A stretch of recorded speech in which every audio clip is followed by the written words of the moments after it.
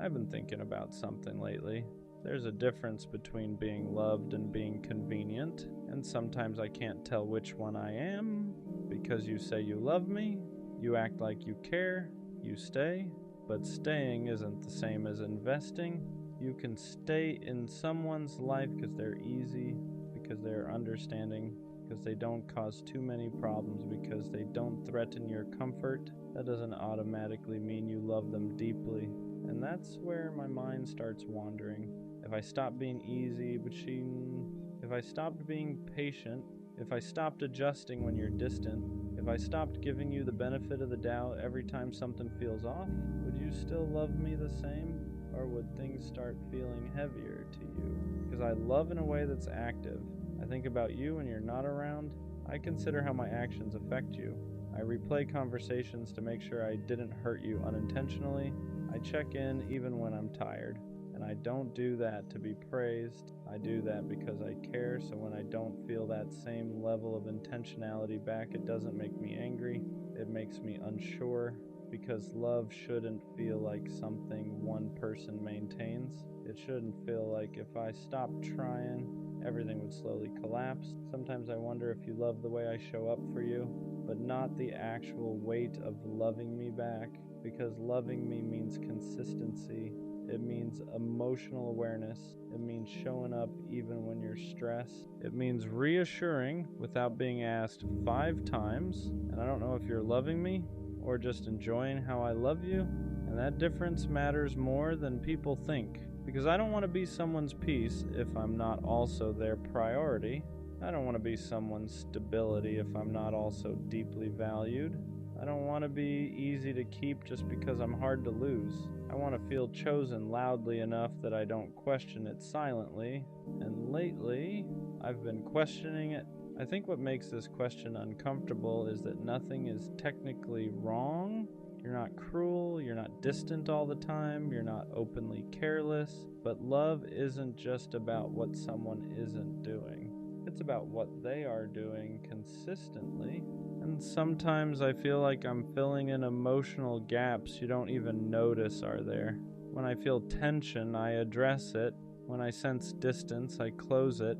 When communication weakens, I strengthen it. But when I pull back slightly, even a little, I can feel the difference immediately, and that tells me something.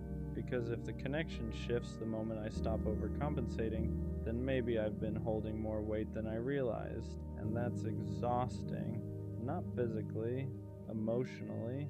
Because loving someone deeply while wondering if they love you with the same intentionality creates a quiet insecurity you don't talk about out loud. You start asking yourself subtle questions. If I didn't initiate, would they? If I didn't reassure, would they? If I didn't bring warmth into the conversation, would it still feel warm? And I don't want to think like that. I don't want to calculate effort. I don't want to measure energy. But imbalance forces you to notice patterns, and patterns don't lie. There's also a difference between being wanted and being valued. Wanted is temporary, wanted is emotional in the moment, valued is consistent. Valued means you're considered in decisions. Valued means your feelings are handled carefully. Valued means someone protects the connection, even when things feel stable. Sometimes I feel wanted, but I don't always feel protected. And protection doesn't mean control. It means awareness. It means someone thinking, I don't want to lose this, so I'll handle it with care. I want to feel like that. I don't want to be someone you assume will always stay. I want to be someone you actively choose to keep, because there's a dangerous comfort in knowing someone is loyal. It can make you relax too much. It can make you stop trying as hard. It can make you think effort isn't urgent anymore. But love without continued effort slowly turns into maintenance, and maintenance feels transactional. I don't want to be loved because I'm stable. I don't want to be loved because I'm understanding. I don't want to be loved because I don't make things difficult.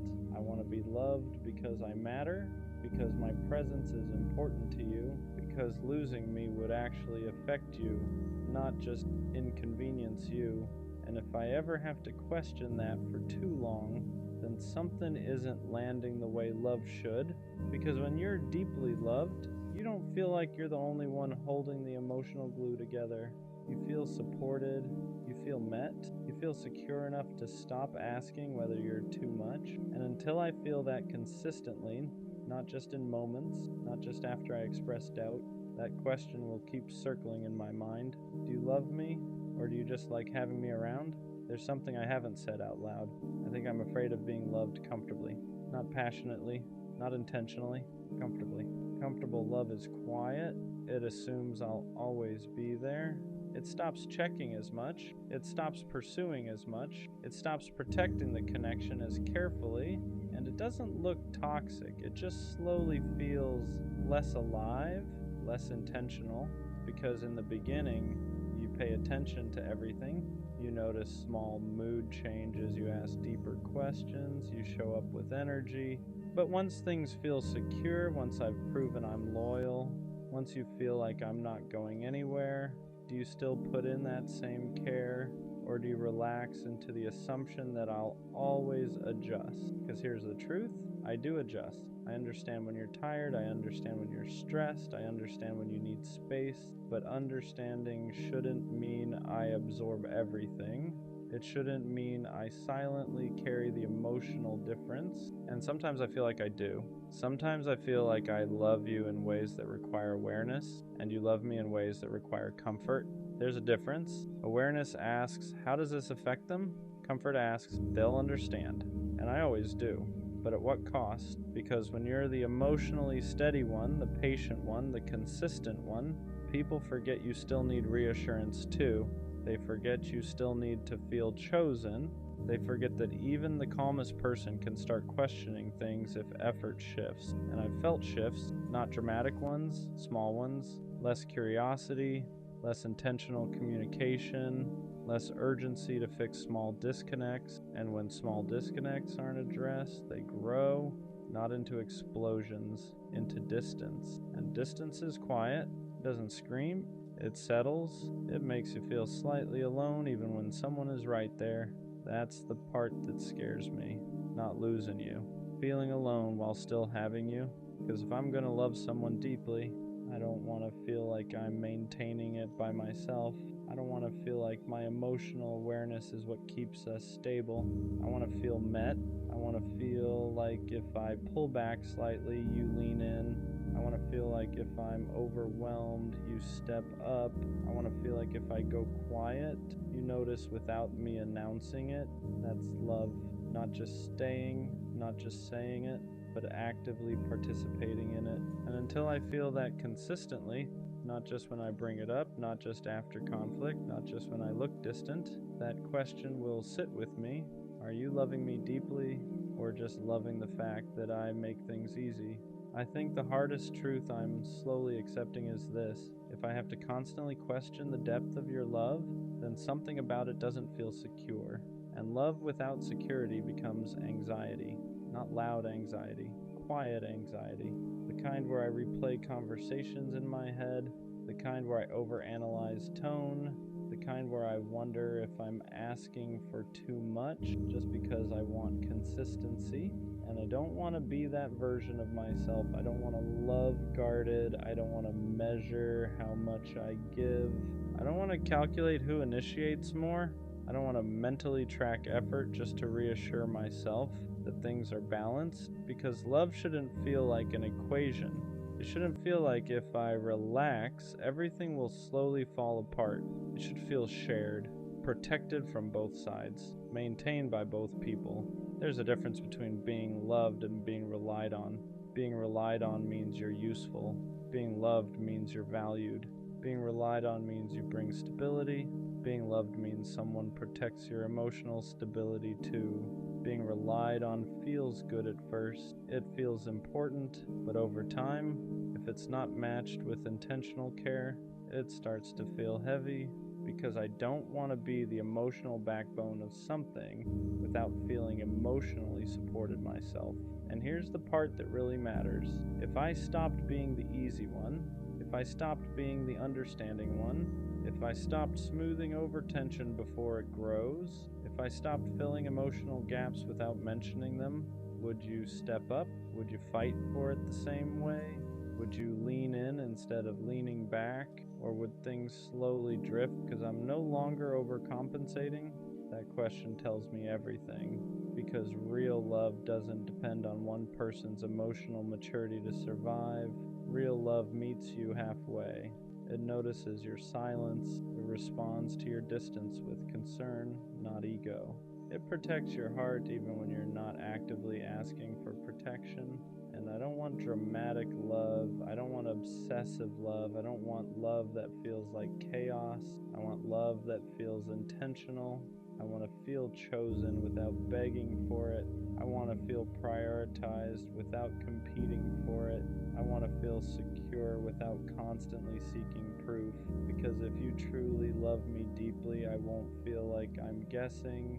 I won't feel like I'm trying to convince myself. I won't feel like I'm the one holding the emotional glue together. I'll feel it in your consistency, in your effort after comfort sets in your willingness to maintain what we have instead of assuming it will maintain itself. And maybe you do love me, but if I constantly feel like I'm the one protecting the connection, then it's not balanced. And love without balance eventually becomes exhaustion. So the real question isn't just, do you love me? It's this: if I stop making it easy to love me, would you still love me the same? Or have I just been convenient all along? There's something about half-secure love that changes you slowly, not overnight, not dramatically, but quietly. You stop asking for reassurance because you don't want to seem needy. You stop bringing up small things because you don't want to create tension. You start telling yourself it's not that serious, even when it is. And little by little, you become smaller inside the relationship, not because you're weak, because you're trying to protect it. But protection shouldn't only come from one side. I shouldn't feel like I'm constantly managing the emotional temperature. I shouldn't feel like I'm the one making sure things don't drift, because when you love someone deeply, you don't just assume they'll stay. You actively maintain the connection. You don't just rely on their loyalty. You honor it. And sometimes I wonder if you've gotten used to me, used to my patience, used to my consistency, used to the fact that I rarely overreact. And being used to is dangerous, because comfort without effort turns into complacency, and complacency slowly turns into distance. And distance is what makes someone start asking questions they never wanted to ask.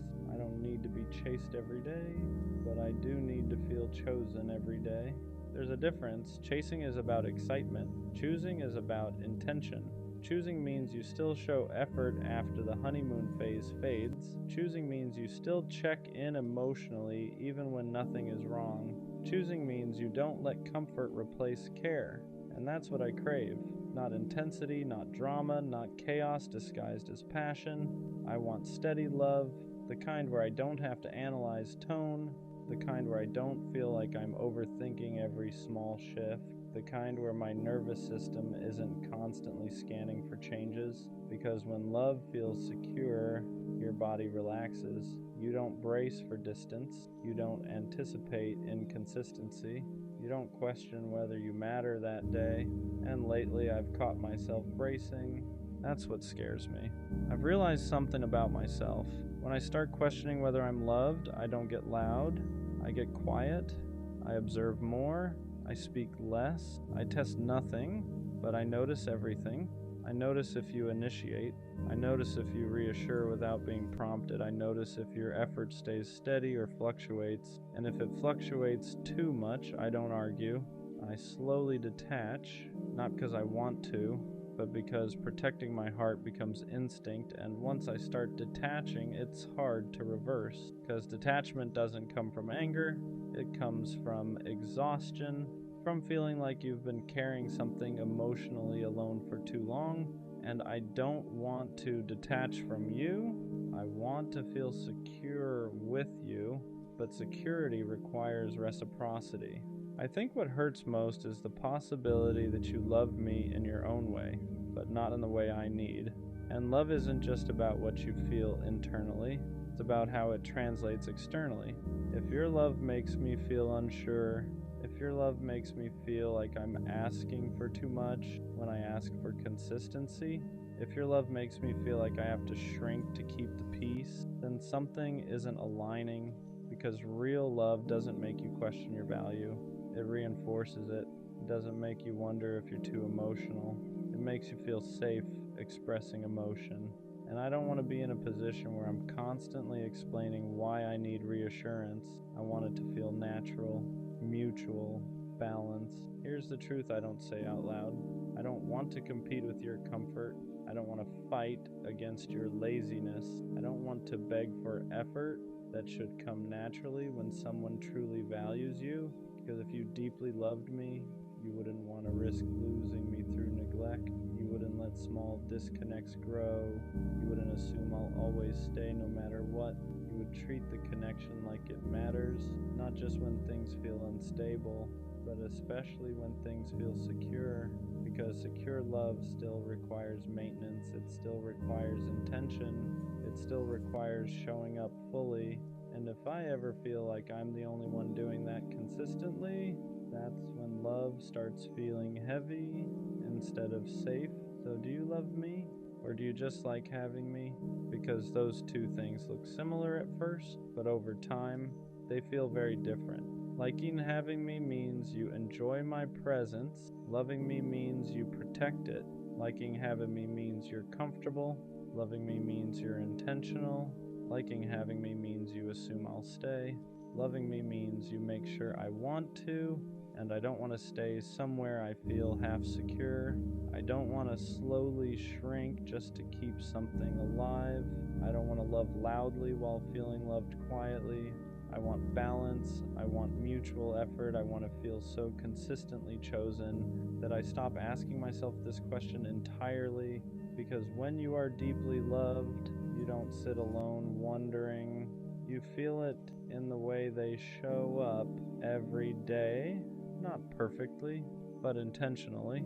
And if I ever have to keep convincing myself that I'm loved, then maybe I'm not asking for too much. Maybe I'm just ready for a love that makes the answer obvious. You don't chase love because you're romantic. You chase love because you don't know how to sit with yourself yet. Because silence makes your thoughts loud. Because being alone feels like proof that something about you isn't enough. So you look for love to fill the space. You attach quickly. You overextend. You give more than you should, sooner than you should. Not because you're stupid, but because being chosen feels like relief. Like if someone wants you, then maybe you can stop questioning yourself for a while. You don't just want connection. You want validation. You want someone to prove that you're worth staying for, worth prioritizing, worth choosing. So when someone shows interest, you lean in hard. You ignore red flags. You excuse inconsistency. You tell yourself, if I love them better, they'll love me back. And when they pull away, it doesn't just hurt, it confirms your worst fear, that you weren't enough. So you try harder, you become more available, more understanding, more forgiving than you should be. You abandon parts of yourself just to keep someone close, and you call it love. But deep down, you know the truth. You're not chasing them. You're chasing the feeling of being wanted. Because when someone loves you, even temporarily, it quiets the voice in your head that says you're unlovable on your own. That's why breakups destroy you. You don't just lose the person, you lose the version of yourself that felt okay for a moment. You lose the distraction. You lose the proof. You lose the illusion that someone else could fix what you haven't faced yet. And that's the part no one wants to admit. Chasing love like this isn't romance. It's avoidance. It's using someone else's attention to avoid learning how to give it to yourself. Because loving yourself is harder than loving someone else. It means sitting with your flaws without asking someone to overlook them. It means choosing yourself without needing applause. It means learning how to feel whole without being held together by another person. And that terrifies you, so you chase love instead. But here's the shift, the part that hurts before it heals. The moment you stop chasing love to fill the emptiness, you start attracting it from a different place. Not desperation, not fear, not self-doubt, but choice. Because real love doesn't arrive to save you. It arrives when you're no longer asking someone else to convince you that you matter.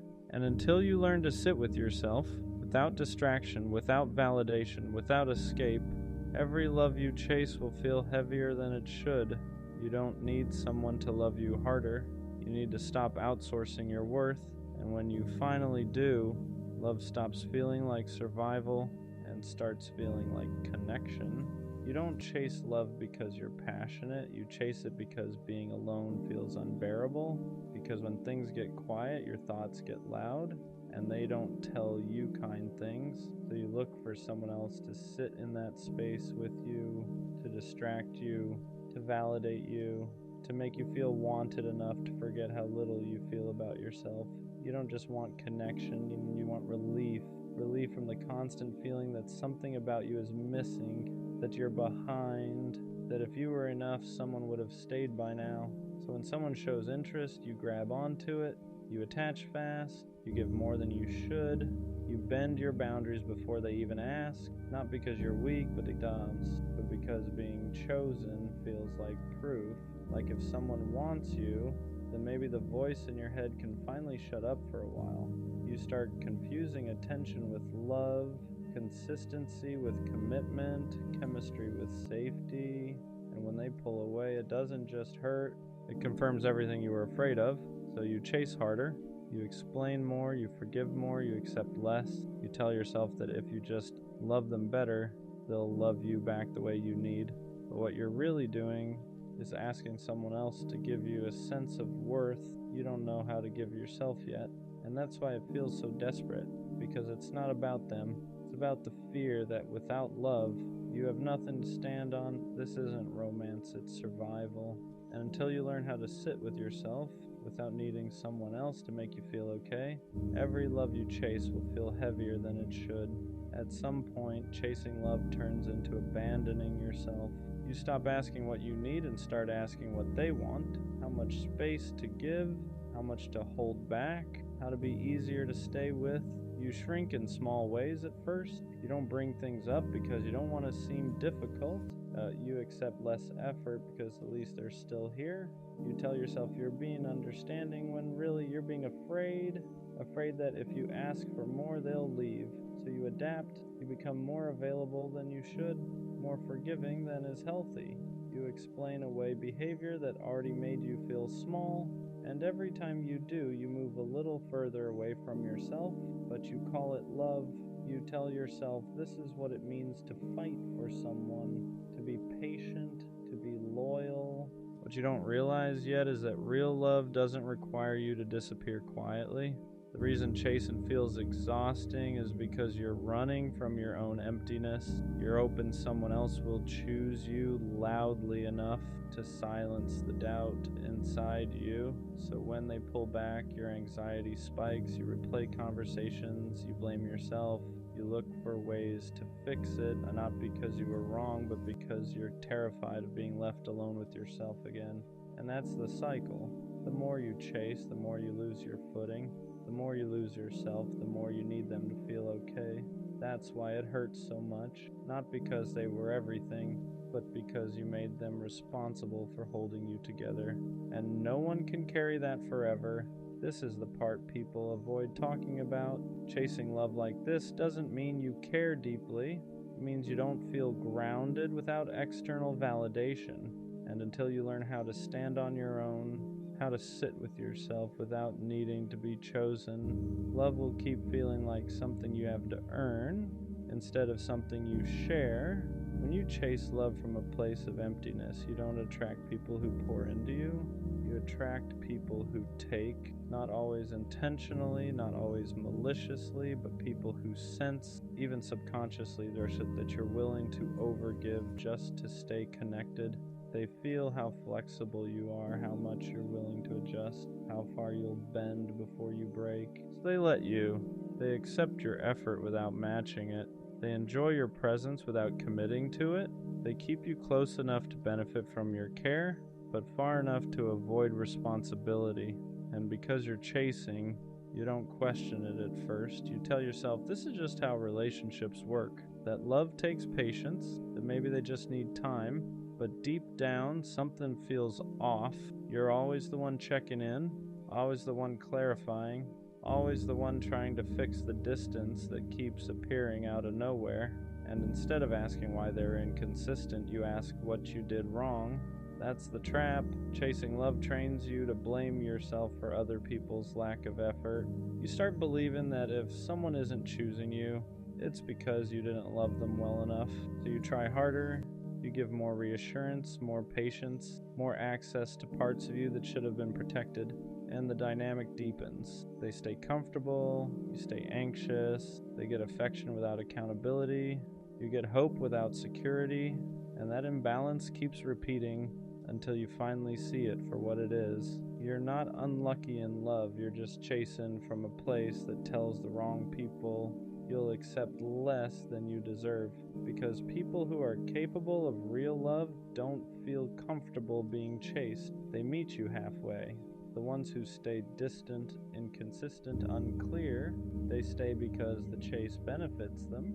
And until you stop chasing to feel worthy, you'll keep finding yourself in the same story with different faces. Eventually, there's a moment where chasing love stops feeling hopeful and starts feeling exhausting.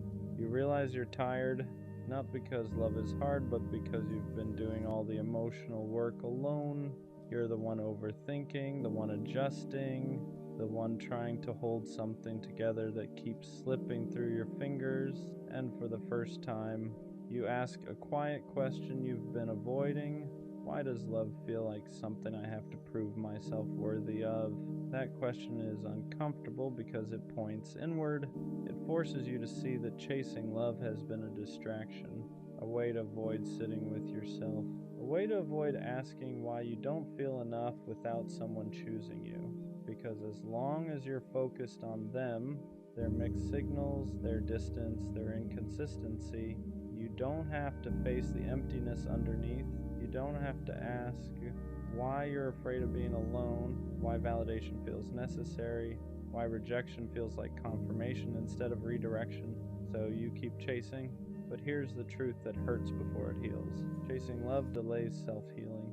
Every ounce of energy you spend trying to be chosen is energy you're not spending, learning how to choose yourself, and that's why nothing ever feels settled, because no matter who you're with, you're still looking to them to fix something they didn't break. They can't give you security you haven't built internally. They can't love you into self-worth. They can't silence the doubt that existed before they arrived. And once you see that, chasing loses its appeal, not because you stop wanting love, but because you realize love isn't supposed to feel like survival. It's supposed to feel like addition, not rescue. And the moment you stop running from yourself is the moment the chase starts to lose its power. Learning how to sit with yourself is the hardest part of this whole process, because when you stop chasing love, there's nothing left to distract you. No text to wait for, no signals to decode, no person to center your emotions around, just you.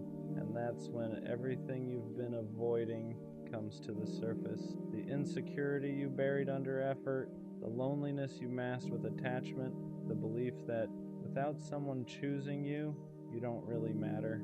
It feels uncomfortable at first, almost unbearable. You reach for your phone instinctively. You miss the chaos, you miss feeling needed, because chasing gave your pain direction, it gave your emptiness a target. Now there's nowhere to run. And this is where most people go back. They re-enter old dynamics, text people they shouldn't, lower their standards just enough to feel wanted again, not because they're weak, but because sitting with yourself requires honesty.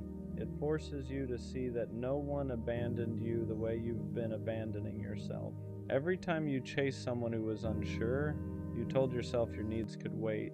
Every time you accepted inconsistency, you taught yourself to tolerate being half chosen. So being alone feels unfamiliar, not because you can't handle it, but because you've never stayed here long enough to build something solid inside yourself. This is where self-love actually starts, not affirmations, not confidence quotes, but learning how to stay when there's no validation coming in, learning how to comfort yourself instead of outsourcing it, learning how to choose yourself without needing approval. And slowly something shifts. You stop craving attention. You stop confusing intensity with connection. You stop chasing people who feel familiar for the wrong reasons. Because now, you're no longer running from yourself. And when you stop doing that, love stops feeling like something you need to survive. When you finally start building self-love, the chase doesn't just slow down. It feels wrong. You notice it first in small ways. The anxiety doesn't hook you the same. Inconsistency doesn't feel exciting anymore. It feels draining.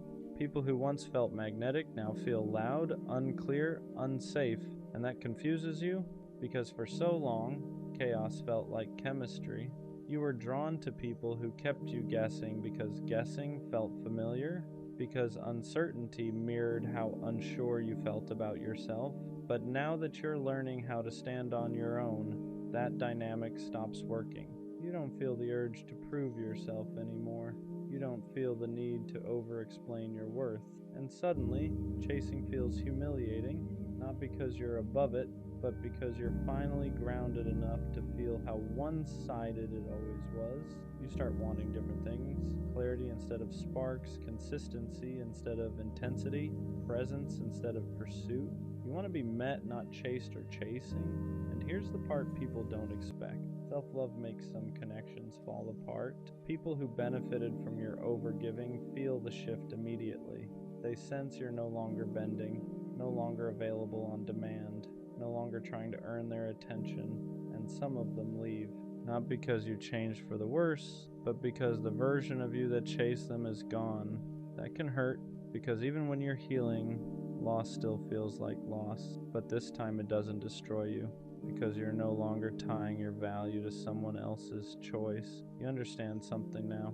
Love that requires chasing is love that feeds on insecurity, and love that's healthy doesn't need pursuit to survive. It shows up, it stays, it chooses you without being convinced, and the more you learn how to love yourself quietly, consistently, honestly, the less tolerance you have for anything that makes you feel like you need to beg to belong.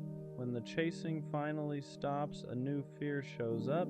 Not the fear of being alone, but the fear of trusting love again without desperation. Because now you're calmer, more grounded, less reactive, and that feels unfamiliar. You're used to love coming with anxiety, with overthinking, with that constant urge to secure someone's attention before it disappears. So when things are steady, part of you doesn't know what to do. You wait for the other shoe to drop. You look for signs something is wrong. You brace yourself for distance that never comes, because chaos used to feel like proof that something mattered. Now peace feels suspicious. You're not chasing anymore, but you're still learning how to receive, how to let someone show up without questioning why, how to accept consistency without trying to earn it. And that's harder than it sounds, because chasing trained you to believe love had to be worked for, that if you weren't doing something, fixing something, proving something, it wouldn't last. So when someone meets you without needing to be convinced, your instinct is to pull back, not because you don't want it, but because you're afraid of trusting something that isn't fueled by fear. This is the quiet stage of healing, where you're not running anymore, but you're not fully relaxed either. You're learning that love doesn't have to feel urgent to be real, that being chosen calmly is still being chosen, and slowly you start letting yourself believe it. You stop checking for exits, stop rehearsing disappointment, stop preparing for abandonment that hasn't happened, because for the first time, you're not chasing to feel worthy.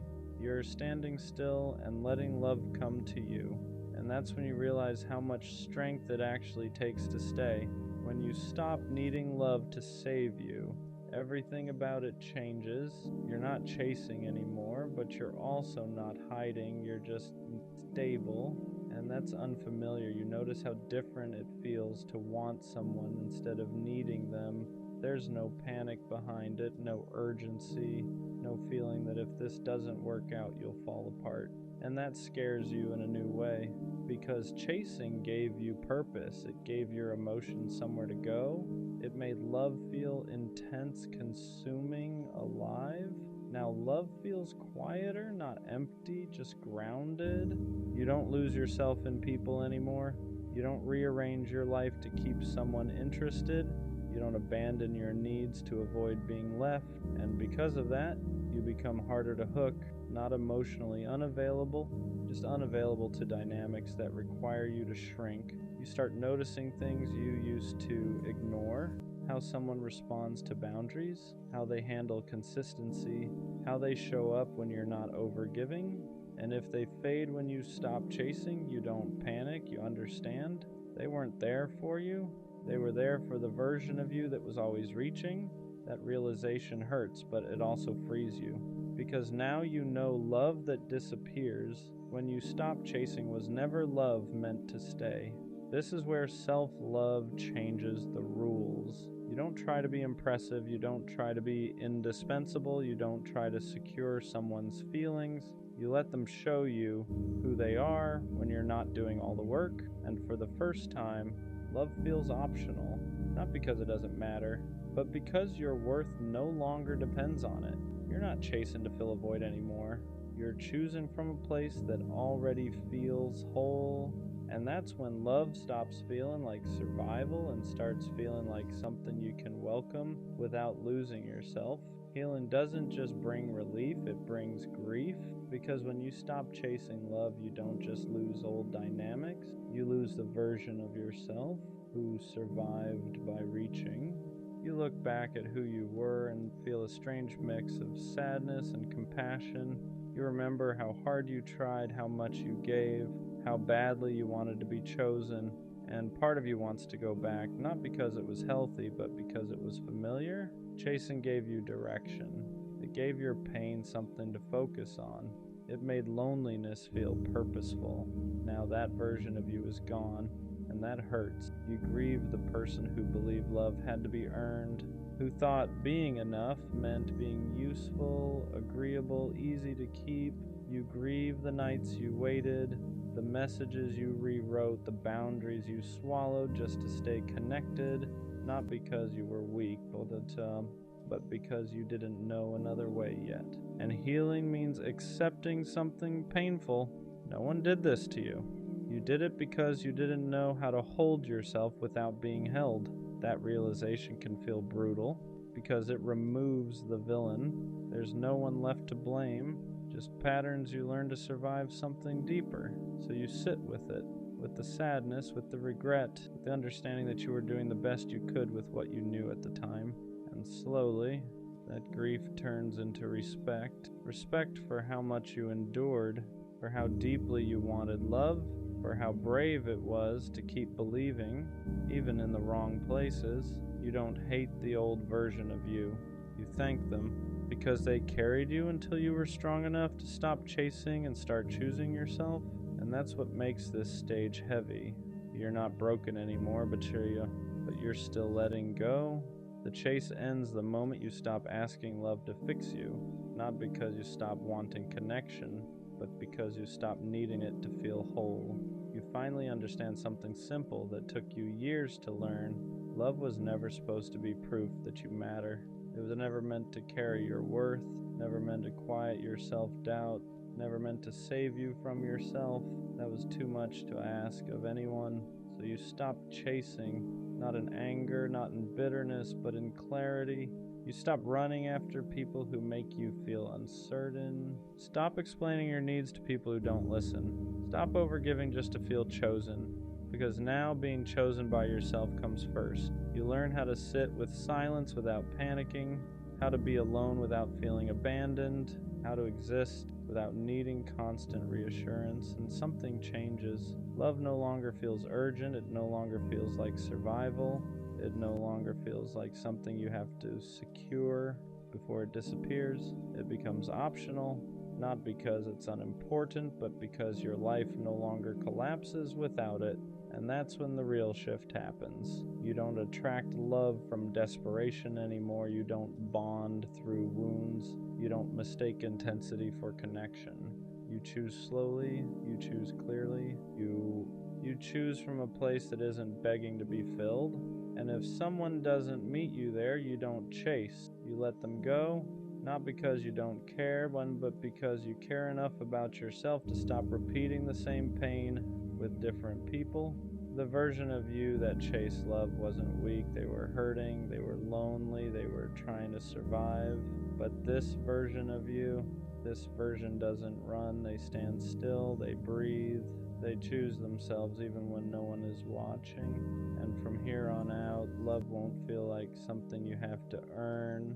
It'll feel like something you share with someone who meets you without being chased. That's where the cycle ends. Not with finding love, but with finally finding yourself. I feel like every guy has that one girl who broke his heart, and no matter how much time passes, no matter how much healing he does, there's always going to be a soft spot for her. You'll never truly hate her. You'll never completely erase her from your life. You might stop chasing her. You might stop trying to prove yourself, but the connection you had with her, that never fully dies, or maybe you just never let it. And I don't know why this happens, but a lot of the time when a girl breaks your heart, she still wants to stay friends. Now, most guys don't want that. Being friends with someone who shattered you isn't easy. It's confusing, but somehow there's always that one girl where the rules don't apply. No matter how much pain she caused, no matter how much she hurt you, intentionally or not, you still make room for her in your heart. When she texts, you reply, maybe not instantly, but faster than you should. And sometimes, without realizing it, you start putting her above yourself. You're there for her problems, her bad days, her heartbreaks,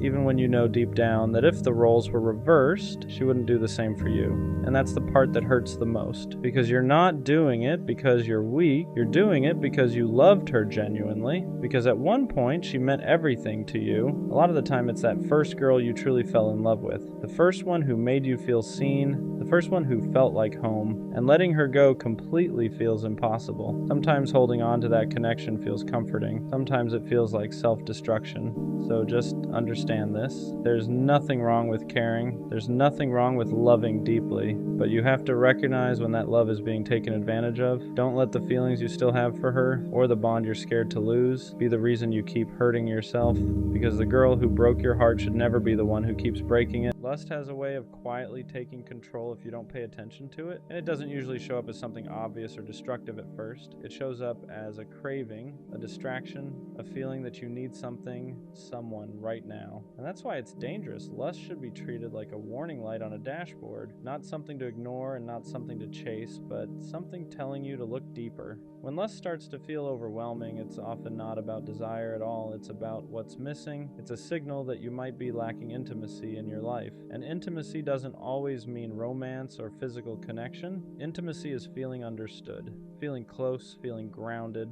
That can come from meaningful friendships, family conversations, spiritual connection, prayer, or simply spending time with yourself without running from your thoughts. A lot of people mistake lust for connection because it temporarily fills a void. It gives you a rush, something to focus on, something that makes you feel wanted or alive. But once that feeling fades, the emptiness is still there. Sometimes it's even louder than before. That's how people end up stuck in cycles, chasing momentary satisfaction while pushing real healing further away. That craving you feel isn't something to be ashamed of. It's information. It's your mind and body telling you that something inside you needs attention. Maybe you're lonely. Maybe you're disconnected from yourself. Maybe you've been avoiding emotions you don't want to sit with. Lust becomes an escape when facing those feelings feels too uncomfortable. The problem starts when you indulge in it without awareness, when you constantly distract yourself instead of asking why the feeling is there in the first place. Every time you choose the distraction, you delay the work, you delay the growth, you delay becoming whole again. Instead of acting on that urge, pause. Ask yourself what you're really craving. Is it closeness? Is it validation? Is it comfort? Is it peace? Those needs can't be fulfilled by desire alone. They require honesty with yourself and sometimes discipline to sit with discomfort long enough to understand it. Healing begins when you stop running from the signal and start listening to it. Lust isn't the enemy.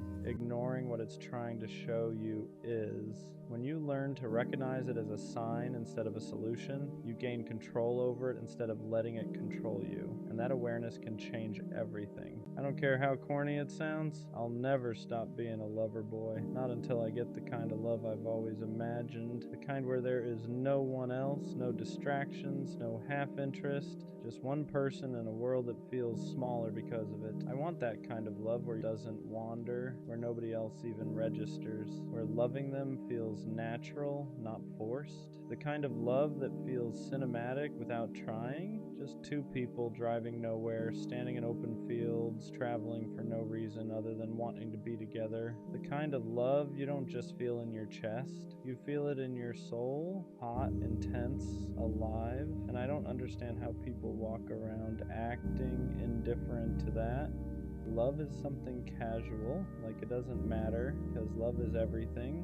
Sharing the world with someone, learning their habits, knowing their moods, understanding them in ways nobody else does. Going from strangers to someone you can't imagine life without, there's nothing like it. And yeah, love comes with risk, heartbreak, loss, pain, but I'm here for all of it, because if that's the price of loving deeply, I'll pay it. I'll take the heartbreak, I'll take the uncertainty, I'll take the risk. The lover boy in me isn't dying. It can't. What makes it hard sometimes isn't loving deeply. It's loving deeply in a world that pretends not to care. People act like being attached is embarrassing, like wanting someone fully is something you should hide. They call it nonchalant. They call it cool. They call it protecting yourself. But to me, it just feels empty. I don't want love that's casual. I don't want half interest.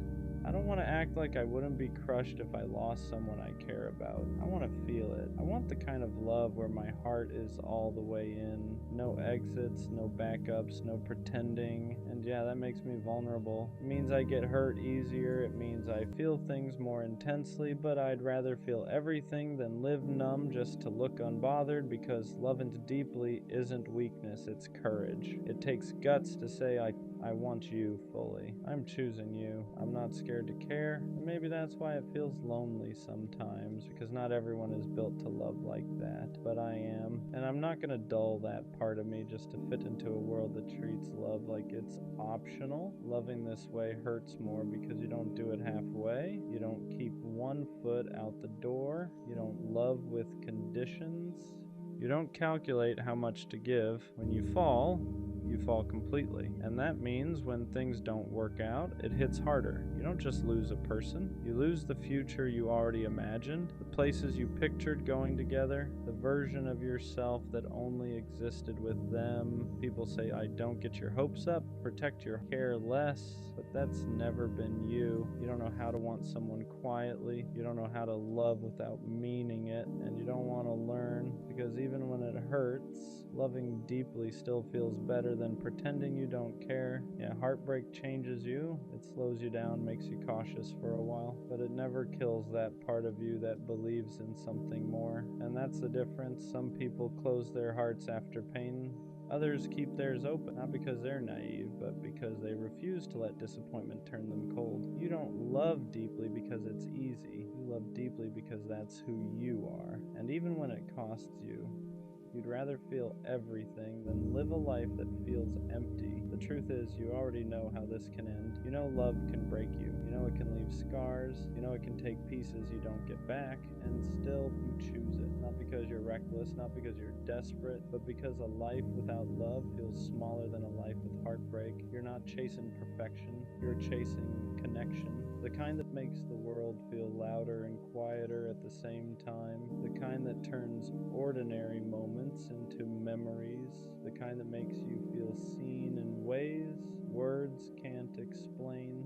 People say love like that is unrealistic, that it only exists in movies or stories, but you've felt glimpses of it, enough to know it's real, and once you've felt that, you can't pretend you don't want it anymore. So yeah, you risk it again, you open your heart again, you believe again, not because you forgot the pain, but because you decided it wasn't stronger than your capacity to love. Being a lover boy doesn't mean you ignore reality, it means you face it and still choose love anyway. When you say you want that kind of love, you're not talking about perfection, you're not chasing fantasy or some unrealistic fairy tale ending. You're talking about presence, the kind of love where you don't feel alone even when you're silent, where being together feels natural, not forced, where effort doesn't feel like work is waking up and knowing there's one person in the world who chooses you without hesitation, not because they have to, but because they want to. It's traveling with no plan and still feeling grounded, standing in open spaces and realizing the world feels fuller just because they're next to you. It's loyalty without fear, commitment without control, love that feels intense but never unsafe. That's the kind of love you want.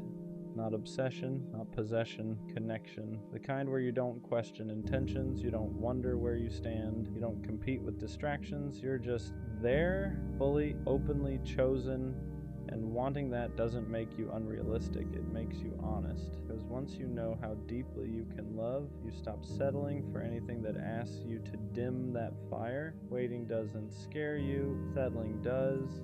You've seen what happens when people accept less than what they feel. They grow distant, they grow quiet, they start convincing themselves that good enough is enough, and you don't want that. You don't want a love that feels convenient. You don't want someone who chooses you only when it's easy. You want someone who stays when it's real, when it's messy, when it requires effort. So you wait, not because you think you're better than anyone, but because you know yourself. You know how deeply you love, you know how much you give, and you know what happens when that kind of heart ends up in the wrong hands. You'd rather be alone than feel lonely next to someone who doesn't meet you where you stand. And yeah, some days it gets heavy, watching people pair off, watching others settle into relationships that look fine on the surface, but deep down, you're not jealous. You're patient, because you're not searching for company, you're waiting for alignment, or someone who doesn't flinch at your intensity, who doesn't joke about your softness, who doesn't treat your loyalty like it's replaceable. You're waiting for someone who wants the same kind of love you do, all in, no exits, and until that shows up, you're not lowering your standards, you're protecting your heart. If it ever happens, when someone finally matches your energy, you'll feel the difference immediately. Not fireworks, not chaos, not anxiety disguised as excitement, clarity. You won't question where you stand. You won't wonder if you're asking for too much. You won't feel like you're loving harder than you're being loved. It'll feel mutual in a way you're not used to. They won't flinch at your intensity. They won't joke about you caring too much. They won't act overwhelmed by the way you love. They'll meet it. Your effort won't scare them. It'll reassure them. Your loyalty won't feel rare. It'll feel natural. And the craziest part, you won't feel like you're chasing anything. No convincing. No proving, no waiting for them to catch up emotionally. They'll already be there. And suddenly, all that waiting makes sense. All the times you didn't settle, all the times you walked away, all the times you chose being alone over being half-loved. You'll realize you weren't asking for too much, you were just asking the wrong people. When someone finally loves you the way you've always loved others, it won't feel overwhelming. It'll feel right. At the end of everything, after the waiting, the heartbreak, the disappointment, the almost, one thing never leaves: your capacity to love. You don't lose it, even when people try to convince you that you should, even when the world rewards detachment, even when acting unbothered looks easier, even when caring deeply costs you more than you expected, because loving fully was never a phase for you. It's part of who you are. You were built to feel things deeply, to choose one person and mean it, to love in a way that's intentional, loyal, and complete. And yeah, that makes you vulnerable, but it also makes you real. The lover boy in you survives every heartbreak, not because you forget the pain, but because you decide it's not stronger than your heart. You don't regret loving, you don't regret believing, you don't regret wanting something rare, because one day someone will meet you in that same place. They won't laugh at your intensity. They won't treat your love like it's extra. They won't ask you to tone it down. They'll recognize it. And when that happens, everything you held on to will make sense. So no, the lover boy in you doesn't die. He just waits. And when the right love finally arrives, he'll be ready. You keep ignoring the red flags because all you want is love. Not peace, not respect, not consistency. Just love. You see the signs, you see the unanswered calls, the constant busy, the way you're always an option, never a priority. And instead of asking why it hurts, you ask how to endure it. You tell yourself it's patience, that it's loyalty, that love means staying even when it costs you. But let's be honest, she doesn't check on you. She doesn't consider your feelings. She doesn't show up the way you do. And you know that. You just don't want to face what it says about you for staying. So here's the real question you've been avoiding. How much do you actually love yourself? Because when you stay in situations that keep hurting you, when you keep accepting disrespect just to feel close to someone, that's not love. That's neglect. If you truly loved yourself, you wouldn't keep choosing pain just to feel wanted. You wouldn't keep lowering your standards to keep someone around who clearly isn't choosing you back.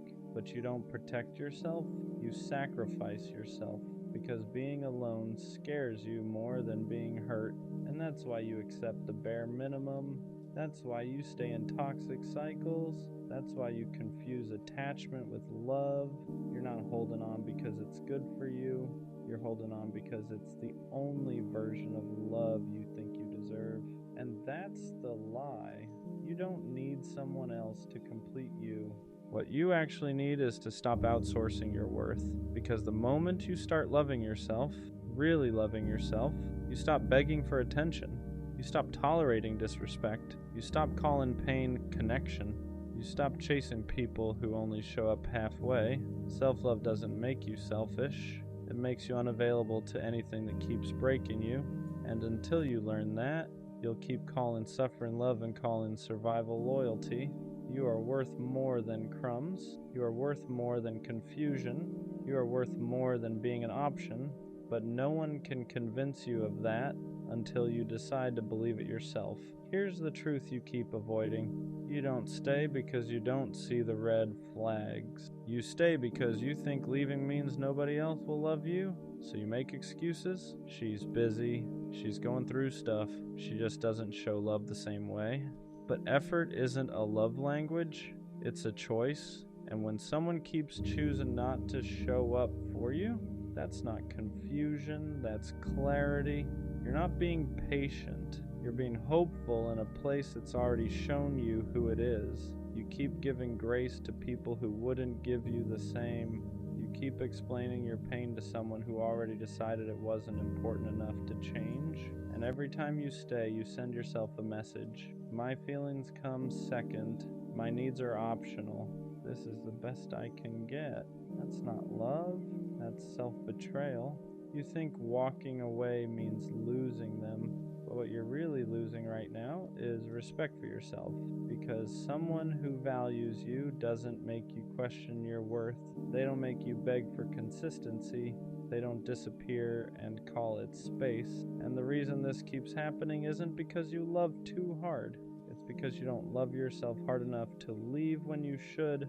The moment you start choosing yourself, red flags stop looking like obstacles and start looking like exits. And exits aren't failures, they're protection.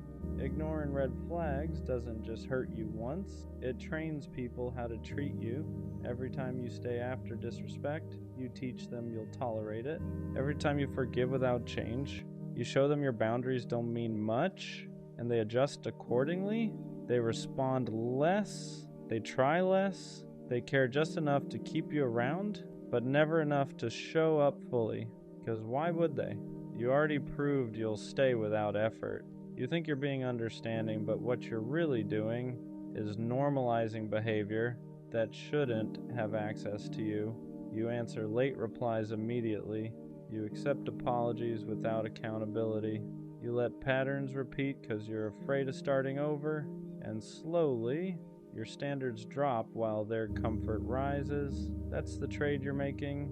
You're giving someone emotional safety while you live in emotional uncertainty. And the worst part? You start blaming yourself. You tell yourself you're asking for too much, that you're sensitive, that this is just how relationships are. But healthy love doesn't require endurance. You don't have to survive it. You don't have to fight for basic respect. You don't have to convince someone to treat you well. Red flags aren't challenges to overcome. They're warnings to listen to, and the longer you ignore them, the harder it becomes to remember what being valued even feels like. The pattern doesn't break when they change, it breaks when you do. The reason you keep ignoring red flags is because you confuse attachment with love. Love feels steady, attachment feels urgent. Love doesn't make you anxious. Attachment keeps you checking your phone, replaying conversations, wondering where you stand, and you call that passion. But what you're really feeling is fear. Fear of being replaced, fear of not being enough, fear that if you don't hold on tight, you'll be forgotten. So you cling, you stay when you should leave, you wait when there's nothing coming, you accept excuses because they're easier than facing the truth. That truth being, someone who wants you won't make you feel optional. Attachment makes you chase because it needs reassurance. Love doesn't chase, it meets. And until you learn the difference, every red flag will feel like something you just need to work through. You'll keep calling distance space, disrespect miscommunication, inconsistency timing, but your body already knows that tight feeling in your chest, that constant unease, that feeling of giving more than you're getting. That's not love warning you to try harder. That's your self-respect telling you to stop. You don't need clearer signs, you don't need closure, you don't need one more conversation. You need the courage to admit that attachment is keeping you stuck in places love would never ask you to stay. Walking away feels harder than staying because staying lets you avoid the truth. As long as you're still there, you can tell yourself it might change, that maybe tomorrow they'll care more, that maybe you're just being tested. Hope keeps you stuck because leaving means admitting you invested in something that wasn't good for you. It means admitting you ignored your instincts, that you stayed longer than you should have, that you loved someone who couldn't meet you halfway, and that hurts your pride. So instead, you endure. You tell yourself pain is temporary, that love requires sacrifice, that every relationship has rough patches, but here's the part you don't want to hear. Love doesn't consistently make you feel small. It doesn't drain you. It doesn't confuse you. It doesn't make you feel like you're asking for too much just by wanting basic respect. You stay because leaving forces accountability, not for them, but for you. It forces you to ask why you accepted less, why you ignored the signs, why you stayed quiet when your boundaries were crossed. And that's uncomfortable. But staying is costing you more than leaving ever will. Every day you remain in a situation that disrespects you, you reinforce the belief that this is all you deserve, and that belief is the real damage. Walking away isn't giving up on love, it's giving up on self-betrayal. And the moment you finally choose yourself, red flags stop feeling confusing. They feel obvious. The moment you stop ignoring red flags, everything gets quiet. No chaos, no anxiety spikes, no constant checking to see if someone still wants you. And at first, that silence feels uncomfortable because you're used to confusion, used to emotional ups and downs, used to love feeling like something you have to manage. So when you finally walk away, your brain starts questioning you. Maybe I overreacted. Maybe I should have stayed. Maybe this is just how love feels. But that's just withdrawal. You're not missing them. You're missing the familiarity of the pattern because ignoring red flags wasn't just about them. It was about what you were willing to tolerate to avoid being alone. Now that you've chosen yourself, you start seeing things clearly. You realize how drained you were, how often you made excuses, how little you were actually asking for compared to how much you were giving, and that clarity changes you. You don't feel pulled toward inconsistency anymore. You don't chase mixed signals. You don't feel tempted by people who only show up halfway. Because once you experience peace, chaos stops feeling exciting. You stop romanticizing struggle. You stop believing love has to hurt. You stop confusing anxiety with connection. And here's the biggest shift. You stop trying to be chosen. You start choosing. Who gets access to you? Who gets your time? Who gets your emotional energy? Red flags don't feel like puzzles anymore. They feel like answers. And instead of asking me, can I make this work? You ask, does this protect me? That's when self-respect kicks in. Not loud, not dramatic, just firm. When you stop ignoring red flags, people from your past don't recognize you anymore. Not because you changed for the worse, but because you stopped being convenient. You don't explain yourself as much. You don't over-justify your boundaries. You don't stay in conversations that feel disrespectful or draining, and that confuses people. They're used to the version of you that stayed quiet, that gave chances, that tried to understand at the expense of being understood. So when you walk away faster now, they call you cold. They say you've changed. They say you're doing too much. But what they really mean is, you're no longer available for the dynamic they benefited from. People who thrived on your tolerance don't like your standards. People who were comfortable with your silence don't like your clarity. And that's okay, because growth isn't about being liked, it's about being protected. You're not harsh, you're not bitter, you're not closed off. You're just done negotiating your self-respect. You no longer wait for disrespect to become unbearable before leaving. You don't need proof anymore. The first pattern is enough. And here's the part that matters most. The right people won't question this version of you. They won't push your boundaries. They won't test your tolerance. They won't need you to over-explain. They'll feel your standards and meet them naturally. Anyone who leaves because you stopped accepting red flags was never meant to stay anyway. That's not loss, that's alignment. Self-respect feels lonely at first, not because you're doing something wrong, but because you stopped tolerating what everyone else normalized. You don't have constant access to people anymore. You don't have drama to distract you. You don't have half connections keeping you entertained. And that quiet can feel heavy, because for a long time, chaos made you feel needed, and consistency made you feel chosen. Fixing things made you feel valuable. Now none of that is there, and your brain tries to convince you that you're missing out, that maybe you were happier when you stayed, that maybe standards are overrated, that maybe being lonely is worse than being disrespected. But that's just the adjustment period. You're unlearning a pattern where love had to hurt to feel real. Self-respect strips away the noise and leaves you with truth. You start seeing how many connections were built on convenience instead of care. How many people stayed because you made it easy for them, not because they valued you. And yes, that realization stings, but it also gives you something you didn't have before. Peace, no guessing, no waiting, no emotional whiplash, just clarity. And from that clarity, your standards get quieter but stronger. You don't announce them, you don't defend them, you just live by them. And anyone who can't meet you there falls away naturally. Loneliness isn't punishment here. It's space to rebuild your sense of worth without someone else validating it. Space to remember who you are when you're not chasing or fixing or proving. And soon, that loneliness turns into confidence. Not loud confidence, stable confidence. The kind that doesn't rush, the kind that doesn't beg, the kind that knows red flags aren't obstacles, they're directions. At some point, you realize something uncomfortable.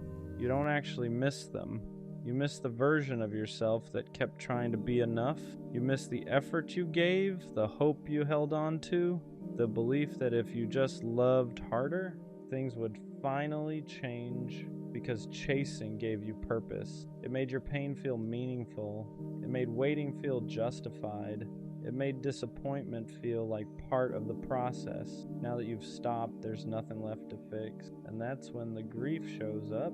You grieve the time you spent trying to earn what should have been given freely. You grieve the energy you poured into people who never poured back. You grieve the patience you mistook for love. Not because you were foolish, but because you cared. And it hurts to admit that caring didn't save anything. You start seeing clearly how often you ignored your own voice, how many times your body told you to leave while your heart begged you to stay.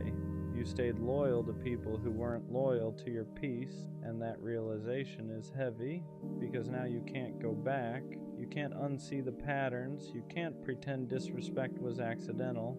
You can't convince yourself that red flags were just misunderstandings. You've outgrown the version of you that survived on hope alone, And while that growth is necessary, it still feels like loss. But here's the truth. You didn't lose something real. You let go of something that only existed because you kept tolerating it. And the more distance you get, the clearer it becomes. What you were missing wasn't love, it was self-respect. Ignoring red flags was never about love. It was about not wanting to choose yourself. Because choosing yourself meant walking away without guarantees, without reassurance, without someone else filling the silence, so you stayed. You told yourself love takes patience, that people need time, that your pain was just part of the process, but deep down, you knew the truth. You weren't staying because it felt right. You were staying because leaving felt terrifying to be alone, terrifying to admit you deserved better, terrifying to sit with the idea that you chose someone who couldn't choose you back, though you ignored the signs. Not because you didn't see them, but because seeing them meant action, and action meant accountability. But here's what finally clicks. Red flags don't hurt you. Ignoring them does. Every time you stayed, you taught yourself that your needs were optional. Every time you excused behavior, you taught yourself that love should be endured. Every time you waited for change, you delayed your own growth. And that cycle doesn't end when someone finally treats you right. It ends when you stop accepting what treats you wrong. Choosing yourself doesn't mean you stop wanting love. It means you stop betraying yourself just to keep it. It means you walk away sooner. You trust discomfort. You listen the first time something feels off. Not because you're cold, but because you're done confusing pain with connection. And once you reach this point, red flags don't feel complicated anymore. They feel clear. You don't argue with them. You don't negotiate with them. You don't try to turn them green. You leave. Because now you understand something you didn't before.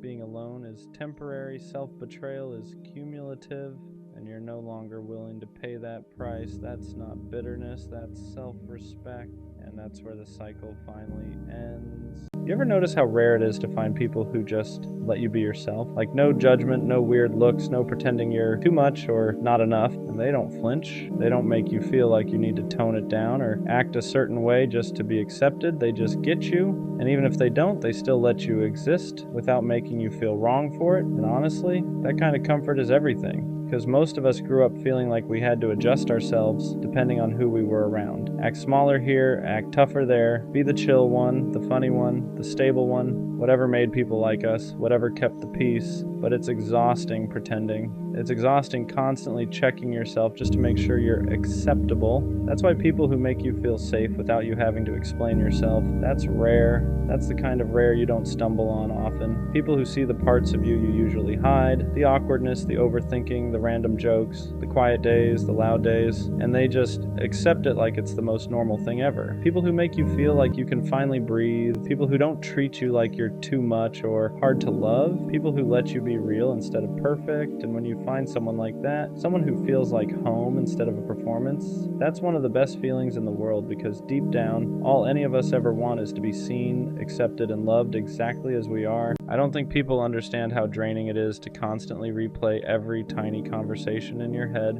not for minutes, but for hours, sometimes for days. Like I'll send the most harmless message, something simple like, okay, and before the text even delivers, my brain is already spiraling. Was that too dry? Should I have used a different word? Do they think I'm annoyed? Did I come off cold? Are they over there wondering what they did wrong? Do they secretly hate me now? And I'll sit there staring at my phone, fighting every urge to send another message to explain myself, but knowing that if I do, I'll just look even more anxious, even more confusing, even more like the version of myself I'm always trying to hide. So instead, I just sit with it. I let the anxiety chew on me for the rest of the day. Let the moment repeat in my mind 100 times, replaying a 2-second interaction like it was some life-changing event. And the worst part? It's never actually about the text. It never was. It becomes proof that I talk weird, proof that I'm awkward, proof that people must get tired of me, proof that I'm somehow too much and not enough at the same time, because deep down I'm scared of being misunderstood, scared of messing up something good, scared that one wrong word is all it takes for someone to see the real me and walk away. And it sucks because most people don't think twice about messages. They text, they move on. They don't overanalyze punctuation or tone or emoji choice, or whether their okay sounded passive aggressive.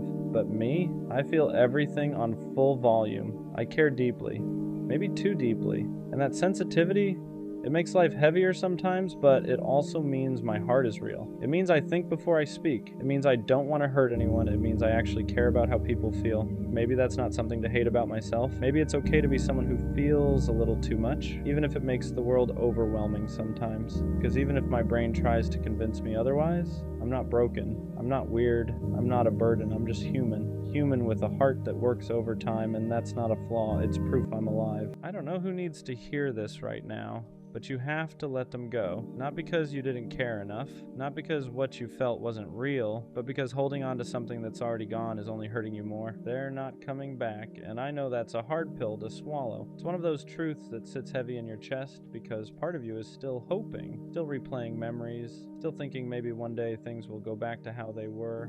But the truth is, if they wanted to come back, they would have. You wouldn't be sitting here questioning everything. You wouldn't be overanalyzing every small sign. You wouldn't be waiting for a text that never comes. Someone who wants to be in your life makes that clear. They don't leave you guessing, they don't disappear, and expect you to keep the door open forever. Letting go doesn't mean what you had didn't matter. It doesn't erase the memories, the connection, or the time you shared. It just means you're choosing to stop living in the past. You're choosing to stop punishing yourself by holding on to something that no longer exists. And that choice takes strength, even if it doesn't feel like it right now. I know part of you is scared. Scared that letting go means starting over. Scared that you won't feel that way about anyone else again. Scared that this was your one chance at something special. But that fear is lying to you. Life doesn't give you just one opportunity for love, connection, or happiness. It gives you many, but only if you make space for them. The sooner you let go, the sooner you heal. The sooner you stop checking their page, rereading old messages, and asking yourself what you did wrong, the sooner you start moving forward. And moving forward doesn't mean forgetting. It means accepting. It means allowing yourself to grow past this version of your life. Good things are going to come again, not the exact same things, not the same person, not the same situation, but something new, something healthier, something that won't leave you feeling confused, unchosen, or stuck. I promise you that. So let this be your reminder. You don't need to keep holding on to prove how much you cared. You've done enough. It's okay to release what no longer serves you. Sometimes the bravest thing you can do is finally say goodbye, even when part of you still wishes they'd stay. I knew it wasn't going to last, not because they said it, not because there were red flags everywhere, but because something in me never fully relaxed. Even in the good moments, there was a quiet voice saying, "Don't get too attached." I enjoyed it. I smiled, I played my part, but deep down, I felt the expiration date, and that's the weirdest kind of heartbreak. When you see the ending while you're still in the middle, sometimes your intuition whispers long before reality confirms it. There weren't major fights, no dramatic betrayals, no obvious reason to leave, but there was inconsistency, little things, energy that shifted slightly, effort that felt uneven, words that didn't fully match actions, and instead of confronting it, I told myself I was overthinking. I told myself to relax, to just enjoy the moment, to stop looking for problems, but intuition doesn't shout, it nudges, it tightens your chest a little, it makes you hesitate before getting attached, it keeps you half guarded even when things seem fine, and I felt that, I just ignored it, because sometimes we don't want to be right, we want to be wrong about the ending, so why did I stay if I knew? Because sometimes temporary love still feels better than loneliness, because even if it wasn't forever, it was something. The late night conversations, the inside jokes, the way they looked at me when it was just us. I knew it had cracks, but I also knew it had moments, and I convinced myself that maybe moments were enough. Maybe I didn't need permanence. Maybe I didn't need certainty. Maybe I could just enjoy it without expecting it to stay. But that's the lie we tell ourselves. You can't emotionally invest and pretend you won't feel it when it ends. I stayed because I hoped my intuition would be wrong. I stayed because I liked them, because I wanted it to work, because walking away early felt dramatic, but sometimes staying longer just makes the goodbye heavier. There's a difference between anxiety and intuition. Anxiety is loud, it spirals, it imagines worst-case scenarios, it creates problems that don't exist yet. Intuition is quiet, it doesn't panic, it doesn't overreact, it just knows. And what I felt wasn't panic, it wasn't jealousy, it wasn't insecurity. It was a steady awareness that something wasn't aligned. I didn't feel chosen, I didn't feel secure, I didn't feel like we were building. I felt like we were passing time, and that's how you know. When the connection feels temporary, even while it's happening. Anxiety asks, what if they leave? Intuition says, they're not fully here. And deep down I knew which one it was. Knowing it won't last doesn't make it hurt less. That's the part nobody tells you. You'd think being mentally prepared would soften the blow. It doesn't, because even if your mind saw the ending, your heart still participated. You still laughed, still opened up, still imagined what if. And when it finally ends, there's no satisfaction in being right.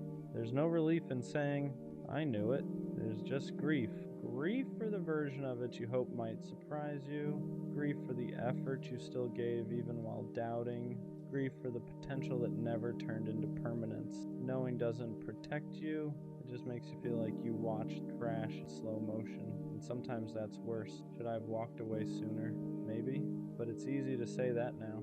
When you're in it, you don't see it as wasting time. You see it as giving it a chance. You tell yourself, maybe it just needs more time. Maybe they're just figuring things out. Maybe I'm overthinking. Because walking away early feels extreme. It feels impatient. It feels like you're not fighting hard enough. But sometimes staying longer isn't loyalty. It's fear. Fear of starting over. Fear of being alone again.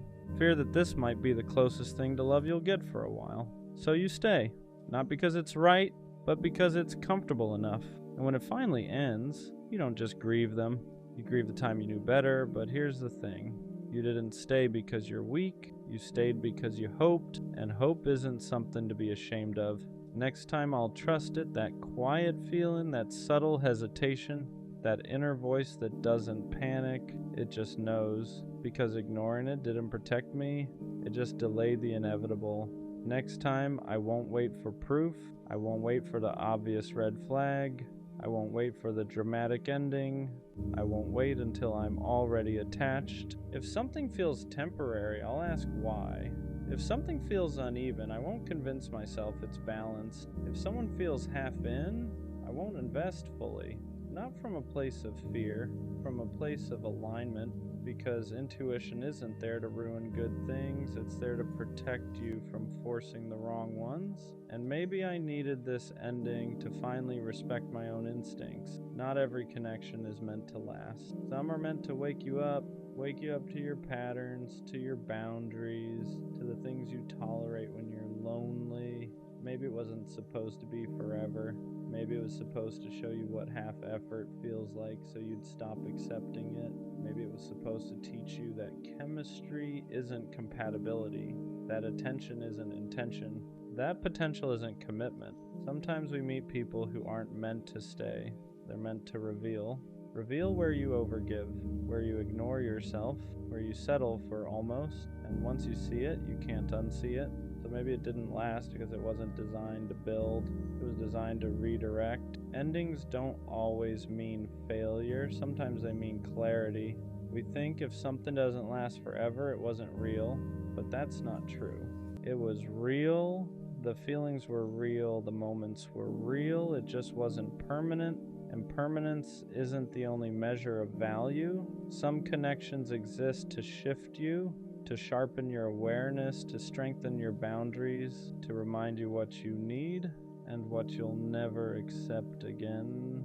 It didn't fail, it finished, and there's a difference. Failure feels like you did something wrong. Finish feels like it served its purpose, and maybe that's what this was. Not a waste, not a mistake, just a chapter that reached its natural end. I used to think knowing it wouldn't last was a weakness, like I was pessimistic, like I was sabotaging it, like I couldn't just enjoy something good. But now I see it differently, that feeling. It was awareness, I wasn't crazy, I wasn't overthinking. I wasn't insecure. I was aligned enough with myself to recognize misalignment, and that's power, because next time I won't silence it. I won't stay longer than I should just to prove I can make something work. I won't ignore the quiet voice just because the moments feel nice. Knowing it wouldn't last didn't mean I didn't care. It meant I could see clearly, and clarity is growth, so no, it didn't last, but I did.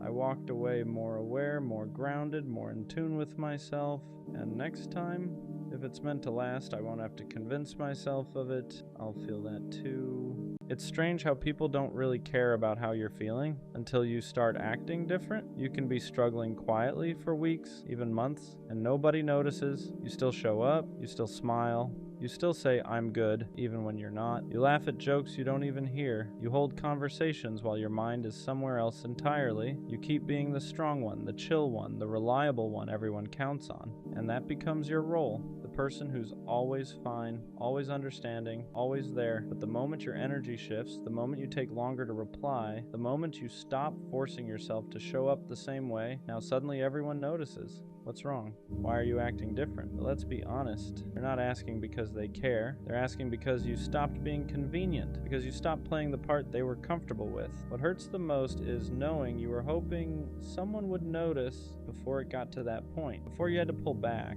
before you had to protect yourself, but they didn't, because most people don't listen to silence. They only react to distance. They don't see you drowning when you're still smiling. They only care once you stop swimming for them, and that's when you realize the truth.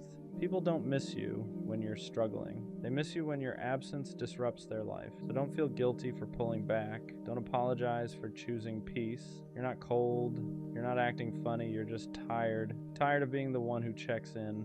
Tired of being strong for everyone else. Tired of people only noticing your worth once you stop giving them access to it. Let go of the people who only want the best parts of you. No one really talks about how long some men are willing to wait for the one person they truly want. Not days, not weeks, months, sometimes years. And it usually starts with something small, something that doesn't sound final.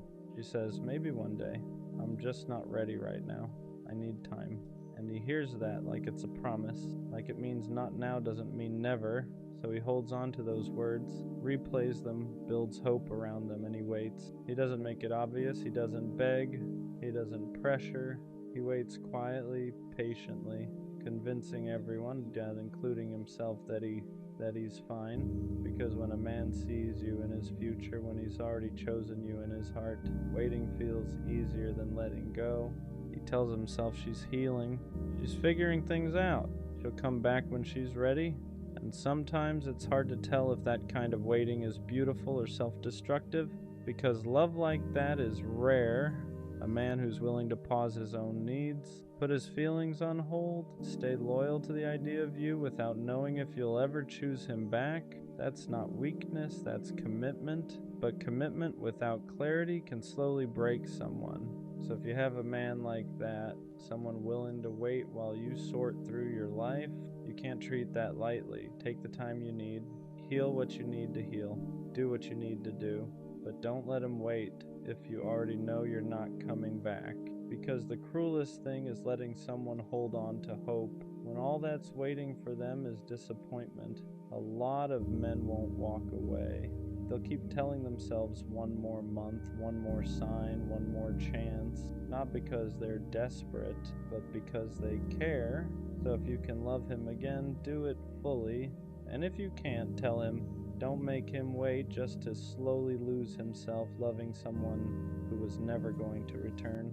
What people don't see is what waiting does to him. Not on the outside. He looks fine. He still shows up. Still laughs at the right moments, still pretends he hasn't built his days around the possibility of you coming back.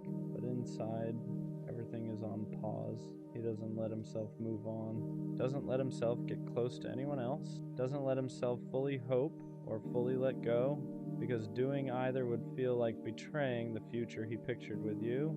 So he lives in the middle, not chosen, not free, just waiting.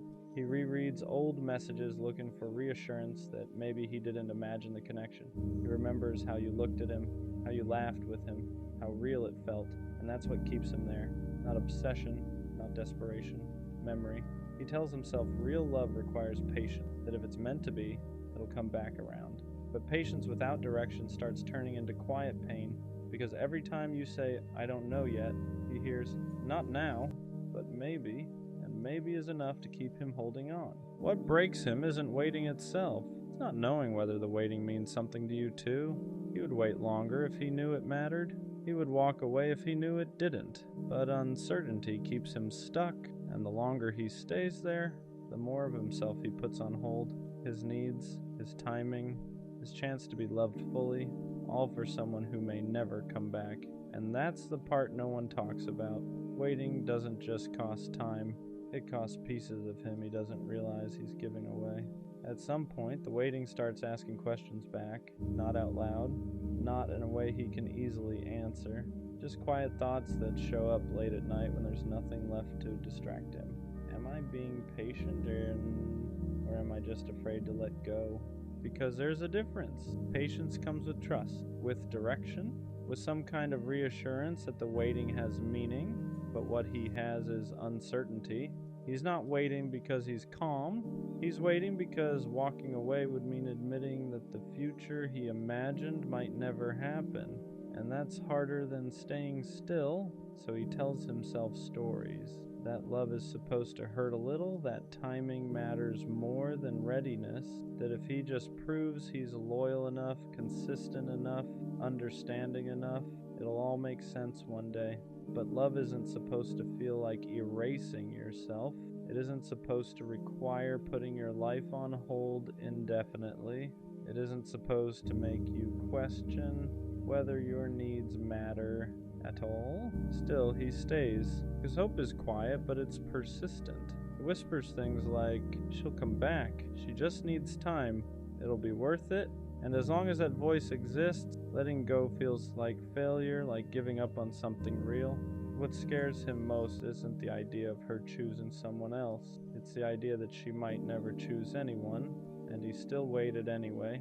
That he might look back one day and realize he sacrificed his own chance to be loved fully for someone who was never coming back. And that realization doesn't make him angry. It makes him tired. Because waiting stopped feeling romantic a long time ago. Now it just feels heavy. And deep down, he's starting to understand something he's been avoiding. Love shouldn't feel like standing still while life passes you by. There comes a moment when waiting stops feeling like love and starts feeling like self-abandonment. It doesn't happen all at once. There's no dramatic breaking point. It's quieter than that. The realization that his life has been moving around someone who isn't moving toward him, that he's been planning a future with someone who won't even promise a present. He notices it in small ways, how he avoids making plans because what if she comes back? How he turns down opportunities because he doesn't want to feel unavailable when she finally decides. How he measures his growth, his happiness, his healing against whether or not it would still fit her. And that's when it hits him. Waiting has slowly become a way of disappearing, not because he doesn't love her, but because loving her has started costing him himself. He tells himself love requires sacrifice, but sacrifice isn't supposed to be one-sided. Real love doesn't ask you to pause your entire life without offering anything solid in return. And for the first time, he lets himself ask a dangerous question. If she never comes back, would this still have been worth it? That question hurts because the answer isn't immediate, because a part of him still wants to believe that patience will be rewarded, but another part, the quieter, tired part, knows something has to change. He starts realizing that choosing himself doesn't mean he loved her less. It means he finally loved himself enough to stop waiting in uncertainty. Letting go doesn't erase what they had. It doesn't make the feelings fake. It doesn't turn the waiting into a mistake. It just means he's done confusing hope with a promise, because love shouldn't require you to disappear quietly just to prove you're loyal. And walking away doesn't mean he stopped caring. Sometimes it means he cared enough to stop hurting himself in silence. Letting go hurts differently than waiting ever did. Waiting was familiar, painful but predictable. It gave him something to hold on to, even if that something was uncertainty. Letting go feels like free fall, because because when he finally stops waiting, there's no future version of them to lean on anymore. No, maybe one day. No imagined moment where she finally says she's ready. Just silence, and that silence is loud at first. He feels it in the empty spaces where hope used to sit, in the routines he built around the idea of her coming back. For a while he doesn't know who he is without the waiting, because waiting gave his love direction, it gave his patience purpose, it made the pain feel meaningful. Now he has to sit with something harder, grief, not just for her, but for the version of himself who believed love always meant endurance. He realizes how long he ignored his own needs, how often he told himself later, instead of asking for what he deserved now. And that realization stings, because he wasn't weak, he was loyal. He just stayed loyal to someone who couldn't meet him where he stood. Healing doesn't come all at once. Some days he still wonders if he gave up too soon, if one more month would have changed everything. But then he remembers how heavy the waiting felt, how small his world had become, how much of himself he put on hold, and slowly something shifts. He starts choosing himself in quiet ways. He makes plans without hesitation. He opens himself to new moments without checking if they'd interfere with the future that no longer exists. And for the first time in a long time, his life starts moving forward again. Letting go didn't mean he stopped loving her. It meant he stopped abandoning himself. And that's when healing actually began. After the waiting ends, there's a strange emptiness that follows, not because he lost her, but because he lost the version of himself that believed love had to hurt to be real. For a long time, his worth was tied to patience, to loyalty, to how much he was willing to endure without being chosen back. And when that chapter closed, he didn't immediately feel strong. He felt unsure, because when you spend so long putting someone else first, you forget what it feels like to be a priority in your own life. He starts noticing it in small moments, how uncomfortable it feels to ask for what he needs, how he second guesses himself when someone shows interest too easily, because ease feels unfamiliar now. He was used to earning affection, proving commitment, waiting quietly without complaint, so when someone shows up without confusion or hesitation, it almost feels wrong. Like love should require more suffering than this. That's when he realizes how deeply the waiting shaped him. He didn't just pause his life, he learned to minimize himself. He learned that his needs could wait, that his feelings were negotiable, that love meant staying even when nothing was being offered in return. Unlearning that takes time. He has to remind himself that love isn't supposed to feel uncertain, that commitment doesn't mean self-erasure, that being chosen shouldn't feel like a reward for endurance. Slowly he starts rewriting the rules. He lets himself want clarity. He lets himself walk away when something feels one-sided. He stops confusing consistency with compatibility, and piece by piece his sense of worth comes back. Not because someone else validates it, but because he no longer abandons himself to keep someone else comfortable. He waited because he meant it, but now he understands something important. The right person won't need him to suffer quietly to prove his love. They'll meet him where he stands. Waiting leaves marks, not obvious ones. Nothing you can point to and explain easily. But after someone has waited that long, they don't love the same way again. He becomes more careful, not closed off, just aware, because once you've given that much patience to the wrong person, you learn how expensive your loyalty really is. He no longer rushes into hope, no longer builds futures in his head without evidence in the present, not because he's bitter, but because he knows what it costs to believe too soon. He listens differently now. When someone says, "I'm not ready," he hears it clearly. When someone says, "I don't know what I want," he doesn't translate it into possibility. He takes words as they are, not as promises he can grow hope around. That doesn't make him cold, it makes him intentional.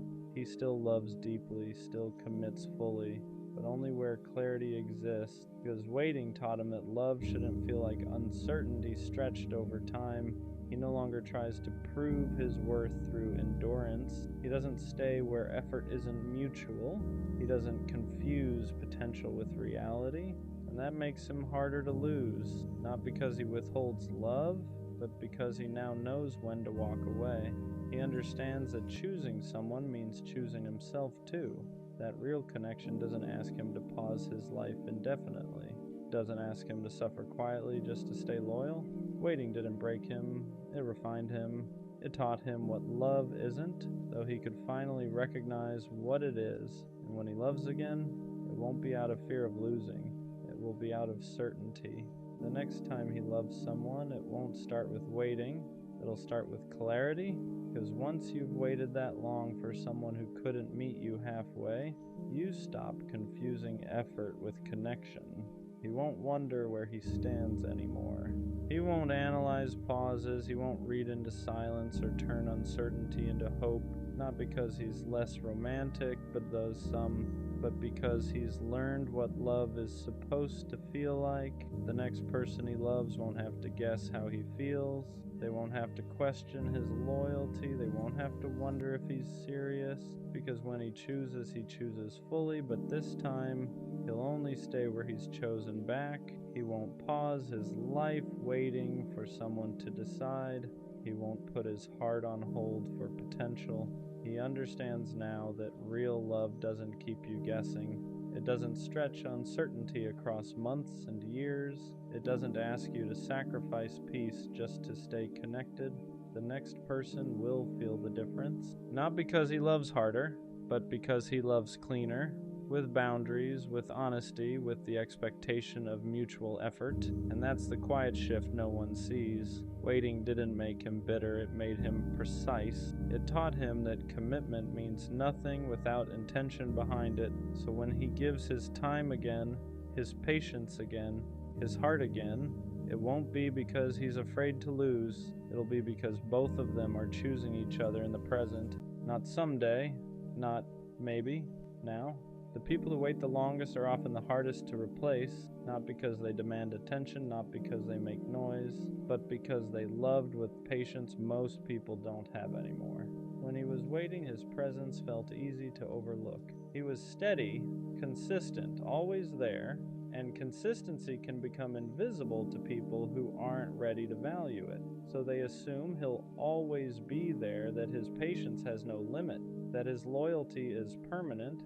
But what they don't realize is that waiting teaches restraint. It teaches someone exactly how much they're willing to give before they stop. So when he finally walks away, it's quiet, no drama, no announcement, no attempt to make anyone regret it. He just goes, and that's when the absence is felt, because he wasn't loud, he was grounding.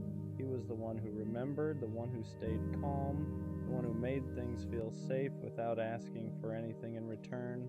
And when that's gone, it leaves a space that's hard to fill, not with excitement, not with attention, but with depth. That's when people realize they didn't lose someone dramatic, they lost someone rare, someone who would have waited longer than anyone else, but chose not to abandon himself anymore. And that's the part that hurts the most. Not that he left, but that he learned how to leave. Because once someone like that is gone, they don't come back confused. They don't come back waiting. They move forward with intention. And by the time anyone realizes what they lost, he's already chosen himself. Waiting was never the problem. The problem was waiting without being chosen back. For a long time, he believed love was proven by how much you were willing to endure, how long you could stay, how patient you could be, how quietly you could hurt without asking for reassurance, and he did that. He waited through uncertainty, through mixed signals, through not right now that never turned into I'm ready, not because he didn't value himself, but because he valued love deeply, but eventually he learned the difference between commitment and self-sacrifice. Real love doesn't keep you suspended. It doesn't ask you to pause your life while someone decides if you're worth choosing.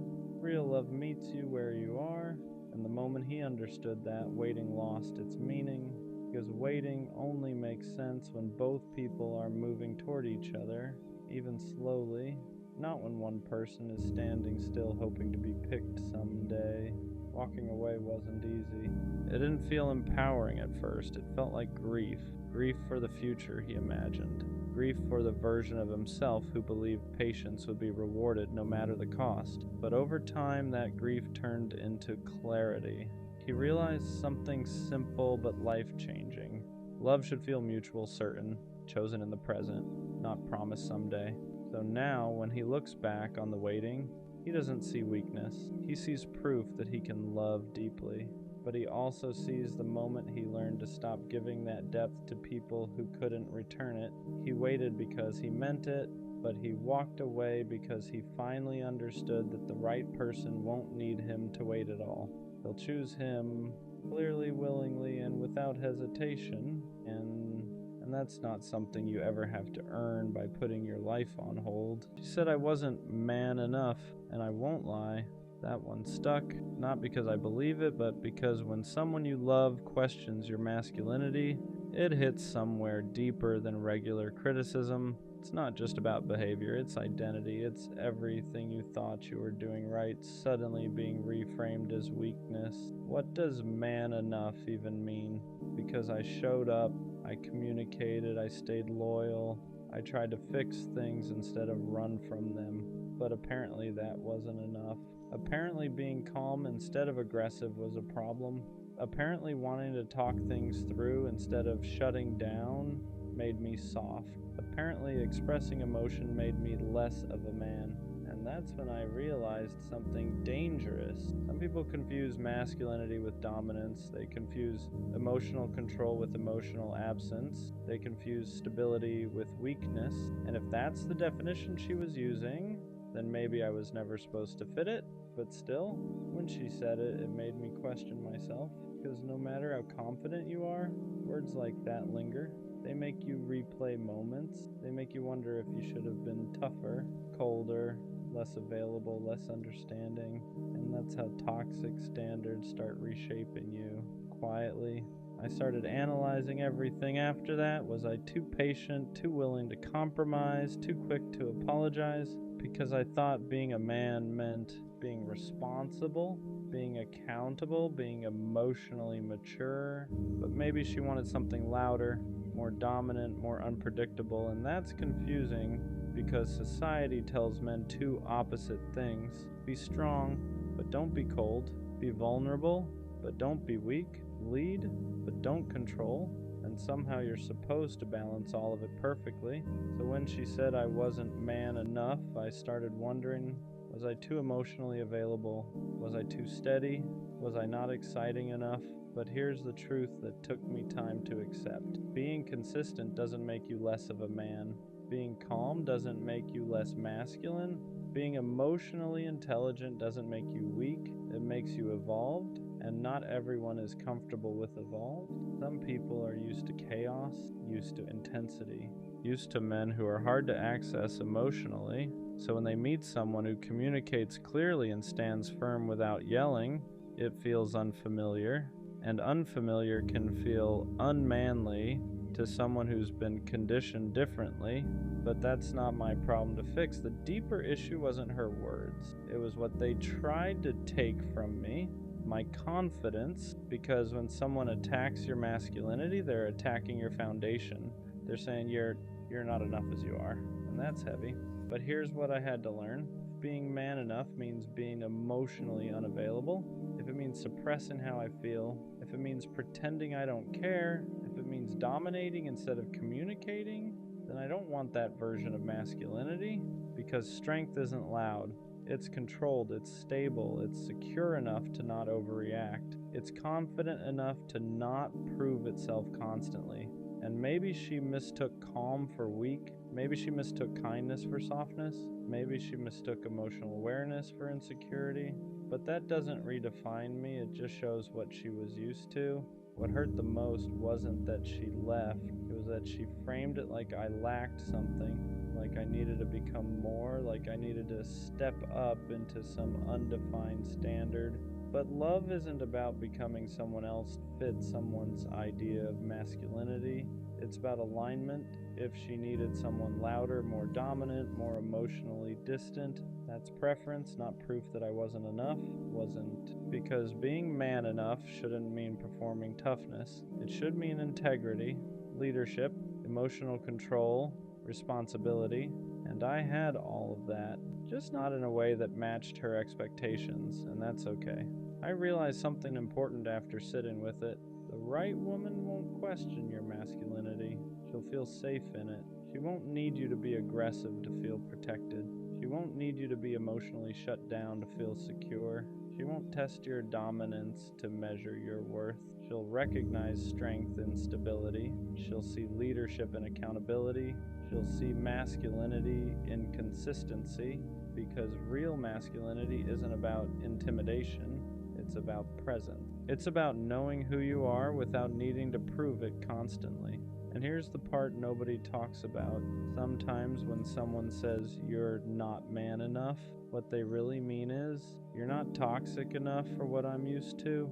Because chaos feels passionate to some people, silence feels strong to some people, emotional distance feels masculine to some people, but healthy masculinity feels boring if you're addicted to instability, and that's not an insult, it's reality.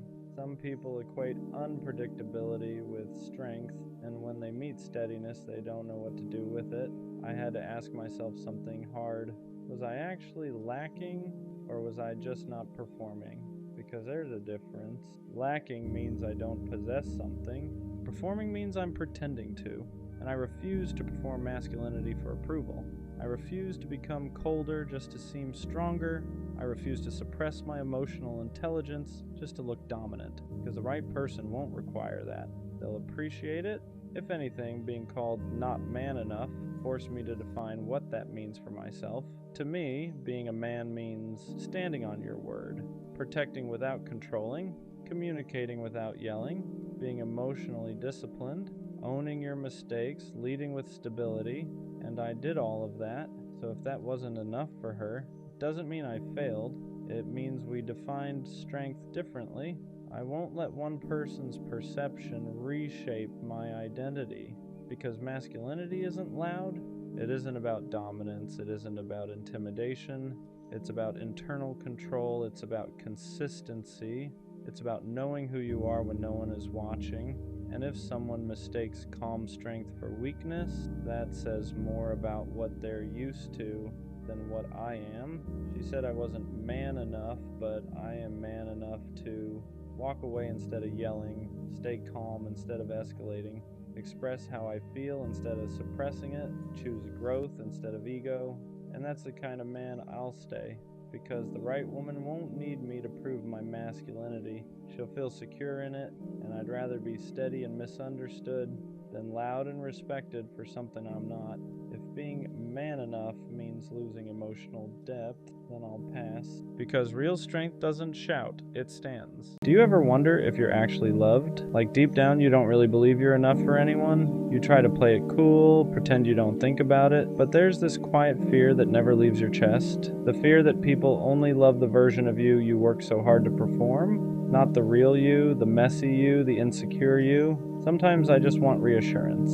Not the kind you have to hint at or beg for. Not the kind people give out of guilt. I mean real reassurance. The kind that feels warm, steady, and consistent. The kind that doesn't make you question yourself every time someone takes a little longer to reply or sounds a little different when they talk. I just want someone who sees me and doesn't look away. Someone who doesn't love me only when it's convenient, but even on the days I'm quiet, the days I'm tired, the days I feel unlovable. I imagine being held by someone who means something to me, not because I asked, but because they noticed I needed it. Someone who pulls me closer like they're afraid of losing me too. Someone who looks at me with that soft, gentle love that makes you feel safe in ways you didn't even know you needed. Someone who whispers the words I've needed for years. You're enough. You're not too much. You don't have to earn my love. I'm here and I'm staying, and honestly, that would mean everything. Because I get tired of questioning my worth, tired of wondering if people only care about me when I'm useful, happy, or easy to love. Tired of feeling like I have to shrink myself just to be someone's barely, and all I want is to matter to someone without having to fight for it, to be loved without conditions, without performing, without fear, to be loved exactly as I am, and finally believe it. I'm romantic, I believe in effort, in choosing someone daily, in love that feels intentional, not accidental. But I'm not naive anymore. I don't confuse chemistry with commitment. I don't mistake words for consistency. I don't fall in love with potential and ignore reality to protect the fantasy. That version of me is gone. Being romantic doesn't mean I overlook red flags. It doesn't mean I excuse disrespect. It doesn't mean I stay just because I feel deeply. It means I love with awareness now. I still want connection, still want intimacy, still want something real, but I'm no longer willing to sacrifice my peace just to keep a feeling alive. I know the difference now between someone who feels good and someone who is good for me. I know the difference between affection and effort, between attention and intention, and I don't chase illusions anymore. I won't romanticize someone who can't show up consistently. I won't soften the truth to protect a story I wanted to believe in. I can be tender and still have boundaries, hopeful and still realistic. Romantic doesn't mean blind. It means I care deeply, but I pay attention. And this time I don't fall in love at the expense of myself. I used to think being romantic meant enduring, staying longer than I should, giving the benefit of the doubt even when doubt was all I felt, believing that love meant patience no matter the cost. That's where it went wrong. I mistook tolerance for depth. I confused hope with commitment. I kept softening my boundaries to protect a version of love that wasn't protecting me. That wasn't romance, that was self-abandonment. Being romantic doesn't mean I ignore patterns. It doesn't mean I wait for someone to become who they promise to be. It means I listen when actions contradict words. It means I leave when effort fades. It means I don't negotiate respect just to keep a connection alive. I still believe in love that's big, in feelings that are deep, in choosing someone with intention. But now, romance has standards. I won't pour into uncertainty. I won't romanticize inconsistency. I won't stay where I feel anxious and call it passion. Romantic love should feel safe enough to be honest, stable enough to be real, mutual enough to last, and if it isn't, I don't try to fix it anymore. Because I can be romantic without being reckless with my heart. Being romantic but not naive changes how you choose people from the very beginning. You don't rush connection anymore. You don't get swept up by intensity. You don't confuse attention with alignment. You let things unfold. You watch how someone shows up when it's inconvenient, how they communicate when things are unclear, how they act when they don't get their way. Because attraction is easy, consistency is not. You stop falling for the idea of someone and start paying attention to how they actually treat you. Do they follow through? Do they respect your time? Do they show curiosity about your inner world? Or just enjoy how you make them feel? Being romantic doesn't mean you stop feeling sparks. It means sparks aren't enough anymore. You want safety with the spark, effort with the chemistry, clarity with the feelings, so you slow down, not because you're scared, but because you value yourself too much to rush into something unproven. You let people reveal who they are without trying to fill in the gaps for them. And if something feels off, you don't romanticize it. You listen, because the right connection won't need you to ignore yourself to keep it alive. Being romantic without being naive means I still believe in love. I just don't chase it blindly anymore. I don't force connections. I don't convince people to choose me. I don't stay where effort feels one-sided and call it patience. I let love meet me where I am. If someone wants me, I won't have to guess. If someone cares, I won't have to ask repeatedly. If something is real, it won't require me to ignore my instincts. I still believe in late night talks, in choosing each other, in building something meaningful, but I don't sacrifice clarity for intensity anymore. I've learned that love isn't proven by how much you're willing to endure. It's proven by how safe you feel being yourself without shrinking, performing, or waiting. So now I don't rush toward feelings just because they're strong. I let actions catch up to words. I let time reveal truth. I let consistency do the convincing. And if someone can't meet me there, I don't make it mean love is dead. I just understand that not every connection is meant to last. I can still be soft, still hopeful, still romantic. I'm just no longer willing to lose myself for the sake of a feeling. Being romantic, not naive, changed what I tolerate. I don't excuse inconsistency anymore. I don't sit with confusion and call it giving things time. I don't ignore the feeling that something is off just because I want it to work. Before, I'd stay and explain. I'd adjust. I'd wait. Now, I observe. If effort fades, I notice. If respect slips, I address it once. If nothing changes, I leave. Not angrily, not dramatically, just clearly. I don't feel guilty walking away from things that don't align anymore, because walking away isn't punishment, it's protection. I used to think romance meant holding on. Now I know it also means knowing when to let go. I still care deeply, still feel intensely, still believe in choosing someone with intention, but I won't romanticize potential at the expense of reality. I won't stay where I feel anxious, unseen, or unsure of my place. Romance without boundaries is just hope with no direction. And now, my heart has standards, not walls, standards. Being romantic and grounded makes love feel quieter than I expected. There's no chaos, no guessing games, no emotional roller coaster disguised as passion.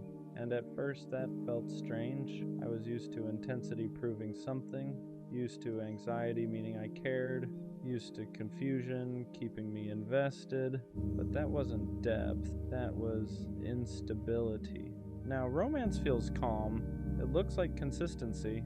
It sounds like clear communication. It feels like not having to overthink where I stand. There's still excitement. It's just not fueled by uncertainty. I don't need constant reassurance anymore. I don't need dramatic gesture to feel chosen. I don't need to be chased to feel wanted. Because when something is real, it doesn't keep you on edge. Being romantic doesn't mean I crave fireworks every moment. It means I value safety with the spark, peace with the passion, connection that doesn't cost me my balance. And the biggest shift, I don't mistake calm for boredom anymore. I understand now that love doesn't have to be loud to be meaningful. Sometimes the most romantic thing is feeling secure enough to just be yourself. Being romantic, not naive, changed how I communicate my needs. I don't hint anymore. I don't water things down to avoid being too much. I don't stay silent hoping someone will just figure it out. I say what I need, not aggressively, not defensively, just honestly, because needing clarity isn't pressure. Needing consistency isn't insecurity. Needing effort isn't asking for the world, it's asking for alignment. Before, I was scared that speaking up would push people away, that if I asked for more, I'd lose what I had. Now I understand something important.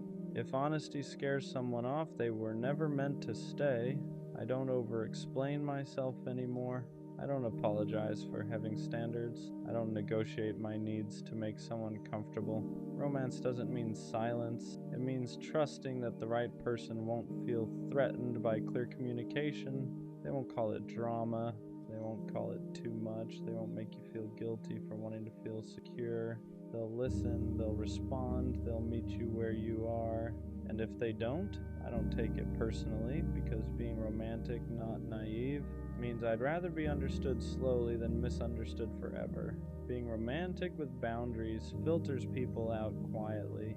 You don't have to test anyone, you don't have to interrogate intentions, you don't have to force clarity. You just stay consistent with who you are, you show up honestly, you communicate clearly. You don't overgive to keep someone interested, and that alone does the work. People who only wanted attention get bored. People who thrived on ambiguity get uncomfortable. People who wanted access without effort slowly fade, and you let them, not because you stopped caring, but because you stopped chasing. Being romantic, not naive, means you don't audition for love anymore.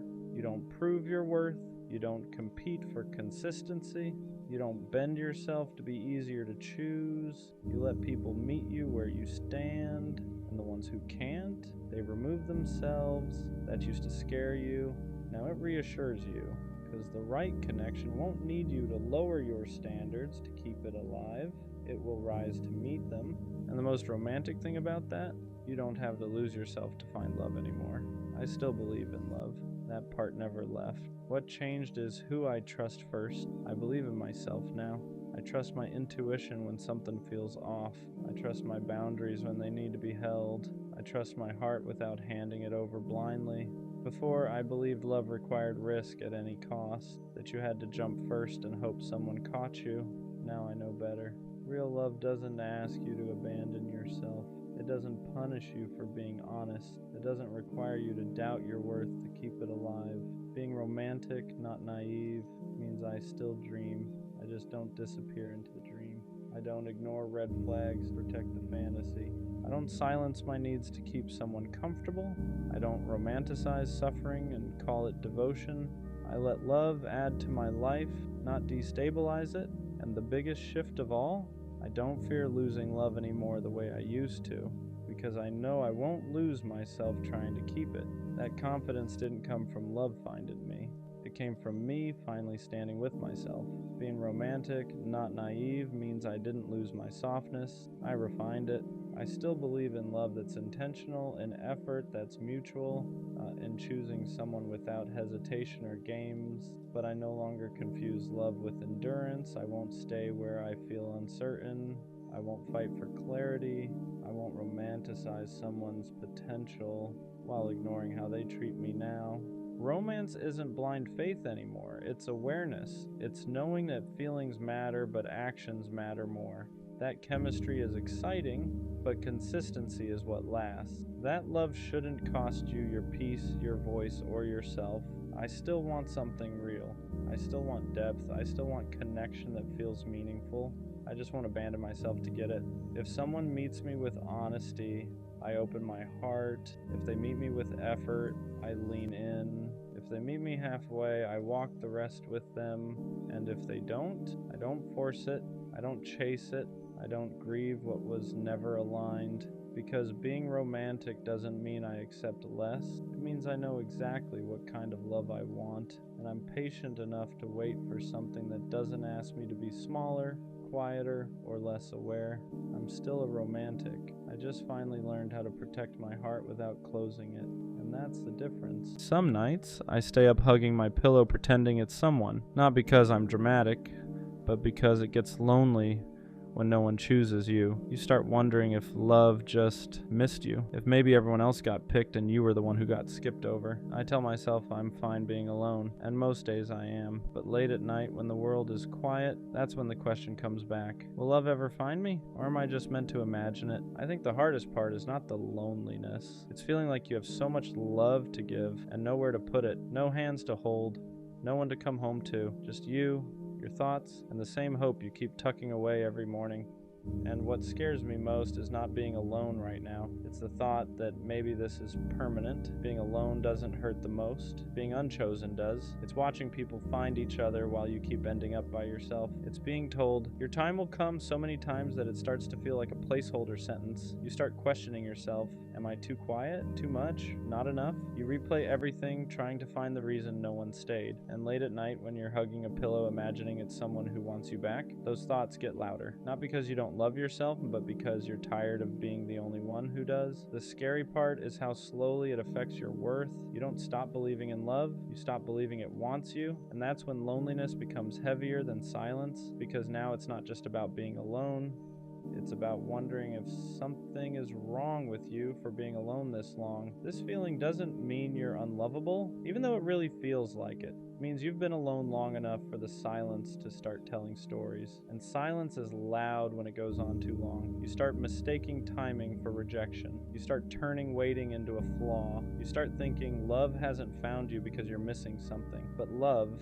doesn't work on fairness, and it doesn't run on schedules. Some people find it early. Some people find it after they've learned how to sit with themselves at night. And that doesn't make you behind. It makes you human. The fact that you still want love, still imagine it, still still hope for it, even after feeling unchosen, that's not weakness. That's proof your heart didn't close. Imagining love at night doesn't make you desperate. It means you're human. You're not hugging a pillow because you're weak. You're doing it because your body remembers what closeness feels like, even when your life hasn't caught up yet. There's nothing wrong with wanting someone to come home to, with wishing there was a hand to reach for when the day finally goes quiet. The problem isn't that you imagine love, it's that you've been alone long enough to start believing wanting it is something you need to outgrow. But love isn't something you mature out of, something you wait for without turning against yourself in the meantime. You don't need to shame the part of you that still hopes at night. That part is just proof you haven't gone numb, and as long as you haven't gone numb, love hasn't missed you. Loneliness at night doesn't get to decide your future. Even when it feels endless, nights are heavy because they strip everything down. No distractions, no noise, just you and the question you try not to ask during the day. But night feelings aren't prophecies.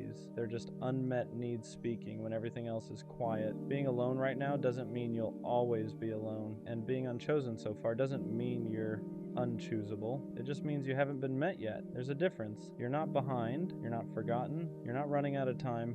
You're just in the part of the story where love hasn't arrived, not the part where it never does. The hardest balance is holding hope without turning it into self-doubt, because when you hope for something for a long time, it can start to feel personal when it hasn't arrived yet. You tell yourself you're patient, but underneath that, there's a quiet fear that maybe hope is just another way of setting yourself up, so you try to numb it. You tell yourself you don't need love, you act like you're fine on your own, but hope doesn't disappear that way. It just goes quiet and waits for the night. The truth is, hope isn't the problem. Hope only hurts when you turn it inward and use it as proof that something is wrong with you. You're allowed to hope without questioning your worth. You're allowed to want love without it meaning you're lacking. Hope isn't weakness. It's just your heart still believing in a future you haven't reached yet. When love hasn't found you yet, it can make you feel invisible. You're moving through life unnoticed, unchosen, easy to pass by. But invisibility isn't the truth. It's just what loneliness whispers when it's tired of waiting. You don't get overlooked because you lack something. You get overlooked because connection isn't something you can force into timing. The right person doesn't miss you because they're better at noticing. They find you because they're looking for what you already are, and until then you're not invisible. You're just living in the space before recognition. That space feels quiet, it feels long, it feels unfair. But it isn't empty. It's shaping you into someone who will recognize real love when it finally arrives. Not because you're desperate for it, but because you're ready to receive it without disappearing into it. Love usually doesn't find you when you're proving you deserve it. It finds you when you stop performing and start existing. For a long time, I thought if I was good enough, patient enough, understanding enough, someone would finally see me. So I overgave, overthought, overexplained. But love doesn't arrive as a reward for endurance. It arrives when you're no longer shrinking to be easier to choose. The moment you stop asking, what do I need to fix? And start asking, what do I need to feel safe? Something shifts. You don't chase connection anymore, you allow it, and that doesn't make love come faster, and it makes it come healthier. Because the love that finds you then isn't choosing you because you tried hard enough. It's choosing you because you're finally standing still as yourself. Waiting is hard because it's empty time. Not empty in life, but empty in connection. You're still living, still growing, still doing everything you're supposed to do, but there's no one to share the quiet with, and that's where loneliness sneaks in. The difference between waiting and loneliness is what you tell yourself while you're there. Loneliness says, nothing is happening because I'm not enough. Waiting says, something hasn't arrived yet, and that's not a reflection of my worth. Learning to sit in the waiting doesn't mean pretending you don't want love. It means refusing to let the absence of it turn into self-blame. You can want love deeply and still treat yourself gently in the meantime. You can feel the quiet without letting it convince you that this is all there will ever be, because waiting isn't where your story ends. It's just the space between who you've been and who you're about to meet. There's a moment when hope stops hurting, not because love arrived, but because you stop fighting yourself while waiting. You stop asking the question every night with fear in it. You still want love, you still imagine it, but it no longer feels like your life is on hold without it. Hope becomes something gentle, something you carry, not something that weighs you down. You realize love finding you was never about being chosen faster or proving you're worthy enough. It was about becoming someone who doesn't disappear while waiting to be seen. And when that shift happens, loneliness loosens its grip, not because you're no longer alone, but because you're no longer against yourself. That's when hope becomes safe again, and that's usually right before love finally knows where to find you. Some nights you still wish someone was there, and that doesn't mean the healing didn't work.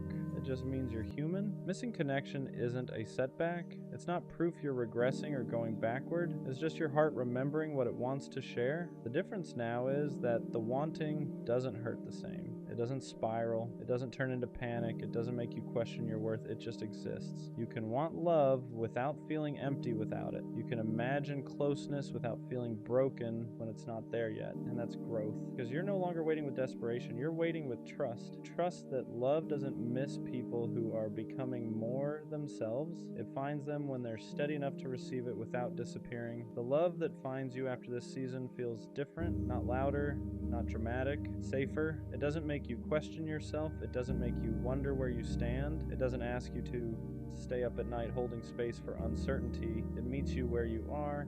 And because you've spent time alone, because you've learned how to sit with yourself, you don't cling to it, you appreciate it, you don't lose yourself in it because you know what it feels like to hold yourself first. That's why this waiting was never a punishment, it was preparation, not to make you stronger in a hard way, but steadier in a soft one. So if you're still alone right now, still asking if love will ever find you, it will. And when it does, you'll understand why it couldn't find you earlier. You weren't meant to be met when you were questioning your worth. You were meant to be met when you finally believed you were already enough.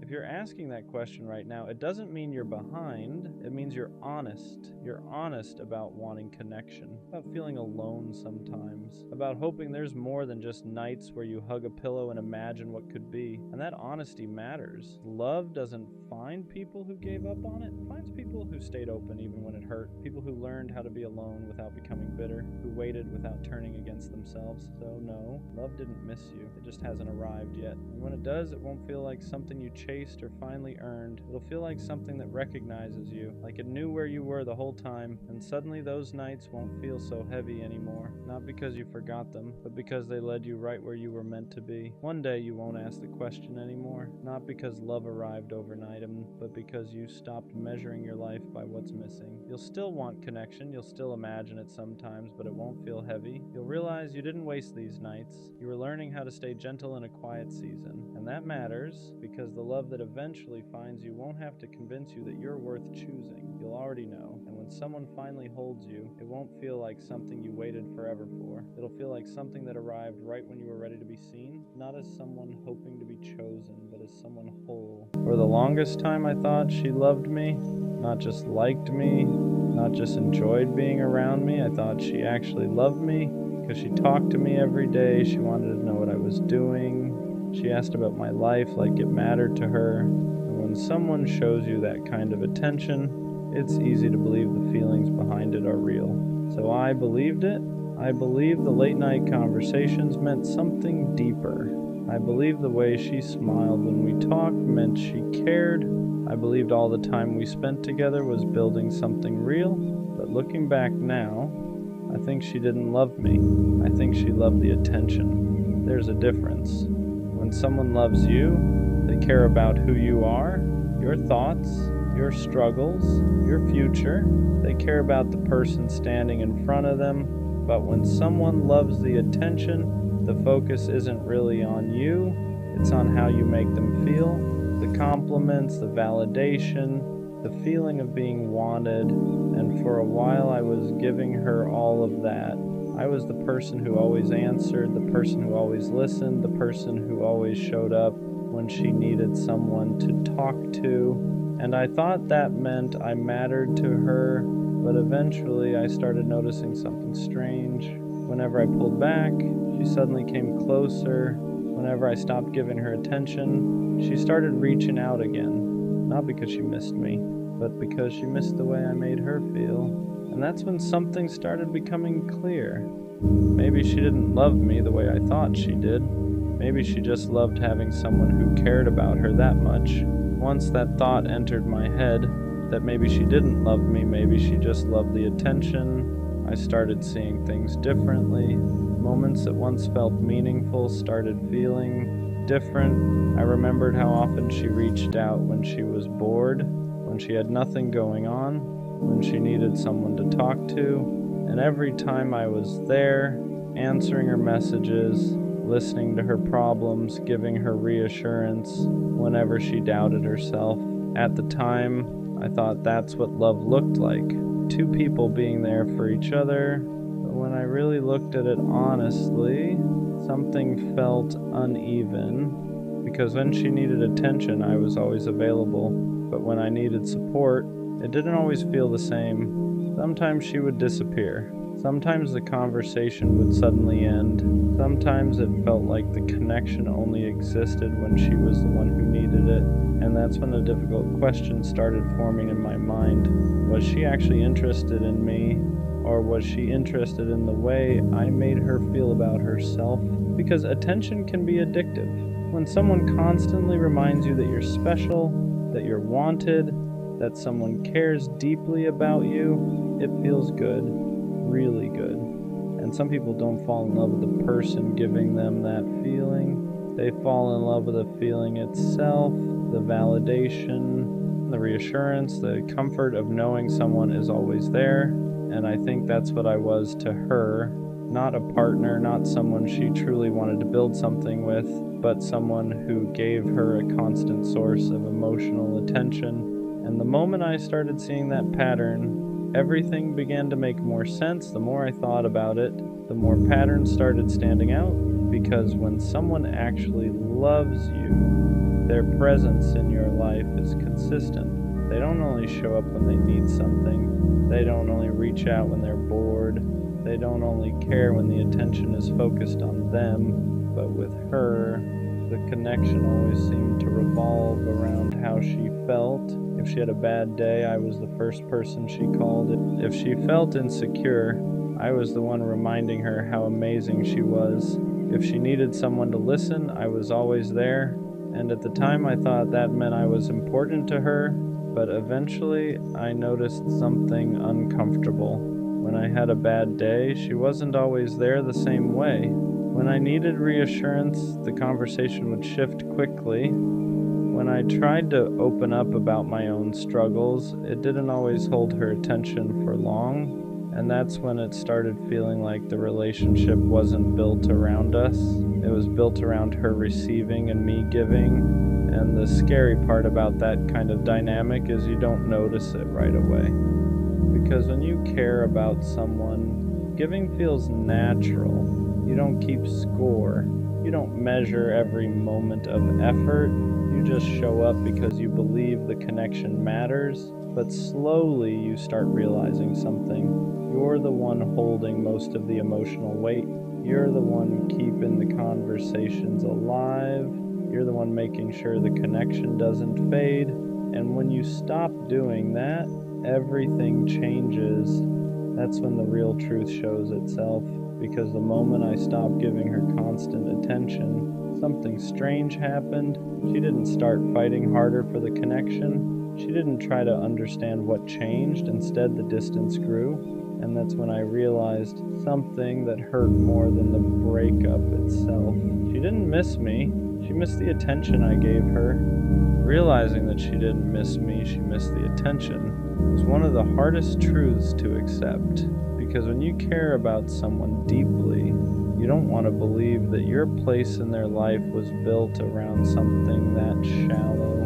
You want to believe the connection meant something real, that the conversations mattered, that the time you spent talking late at night actually meant you were building something. But once I started paying attention to the pattern, it became impossible to ignore. Whenever I gave her attention, everything felt great.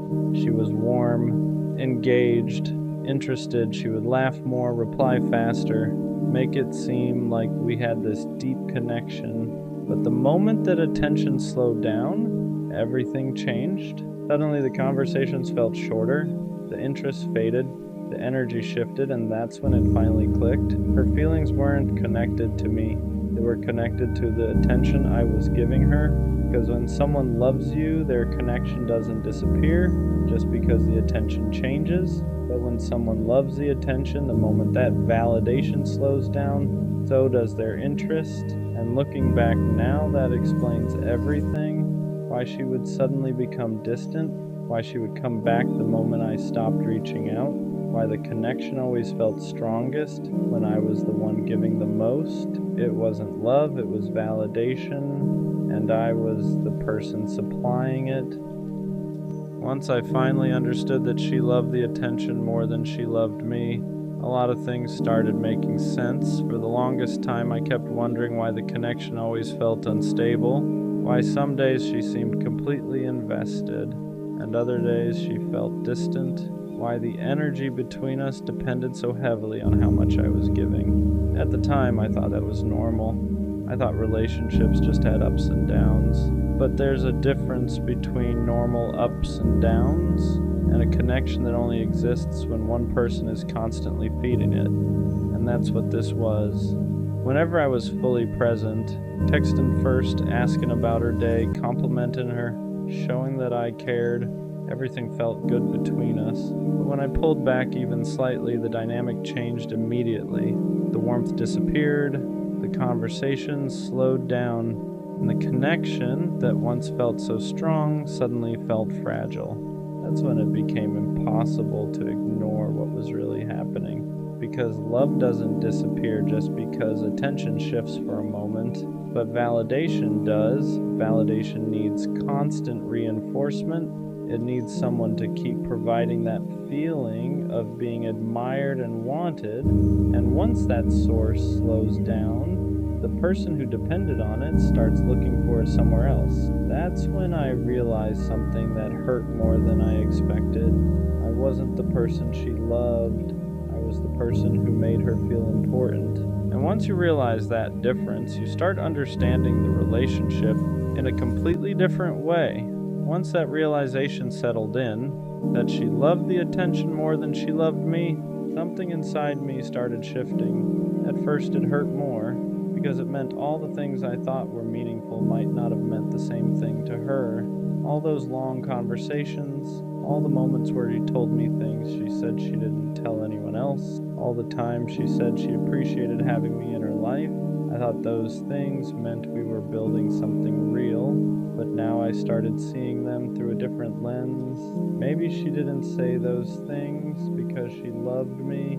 Maybe she said them because she loved the feeling of having someone who cared about her that much. And that's a dangerous dynamic, because when someone becomes your main source of validation, it feels powerful. You feel admired, you feel important, you feel like someone is always there to remind you that you matter. But that feeling isn't the same as love.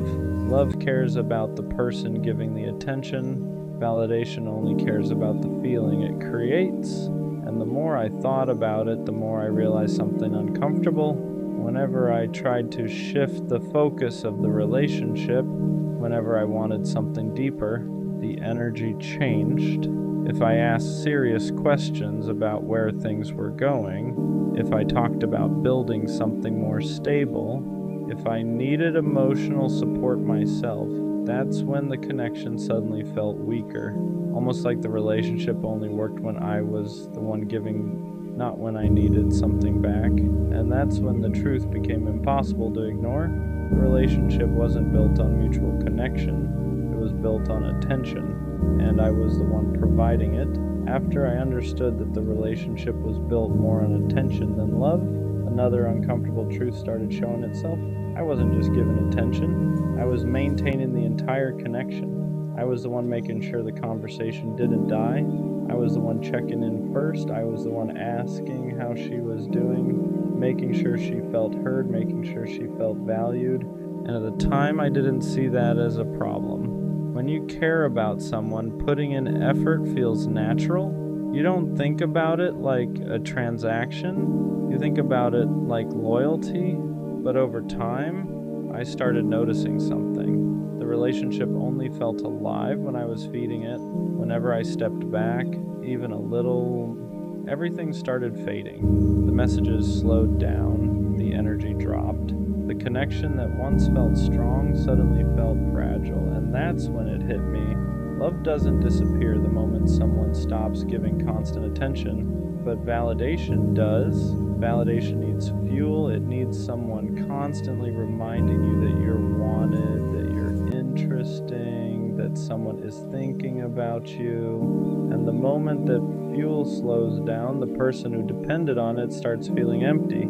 That's when they either come back asking for more, or they go find someone else who will give it to them. And I think that's what I was to her. Not a partner, not someone she truly wanted to build something with. I was a source of attention, a source of validation, a source of emotional reassurance. And once you realize you were someone's source, not their choice, the whole relationship starts looking different.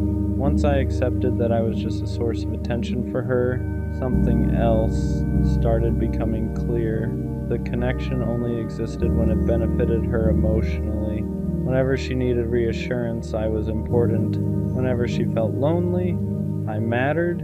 Whenever she needed someone to remind her that she was attractive, interesting, or worth talking to, suddenly I was the person she wanted to talk to again. But the moment she felt good again, the moment that emotional gap inside her was filled, something would change. The urgency would disappear. The replies would slow down, the energy would fade, and I would sit there wondering what I did wrong. For a long time, I blamed myself for those shifts. I thought maybe I said something wrong. Maybe I wasn't interesting enough. Maybe I didn't keep the excitement alive. But once you understand the difference between love and attention, everything makes more sense. Love stays even when the excitement fades. Love stays even when you're not constantly entertaining someone. Love stays even when the validation slows down for a moment. But attention doesn't work like that. Attention is temporary. It's something people chase when they need to feel good about themselves. And once they get that feeling again, they don't always need the person who gave it to them anymore.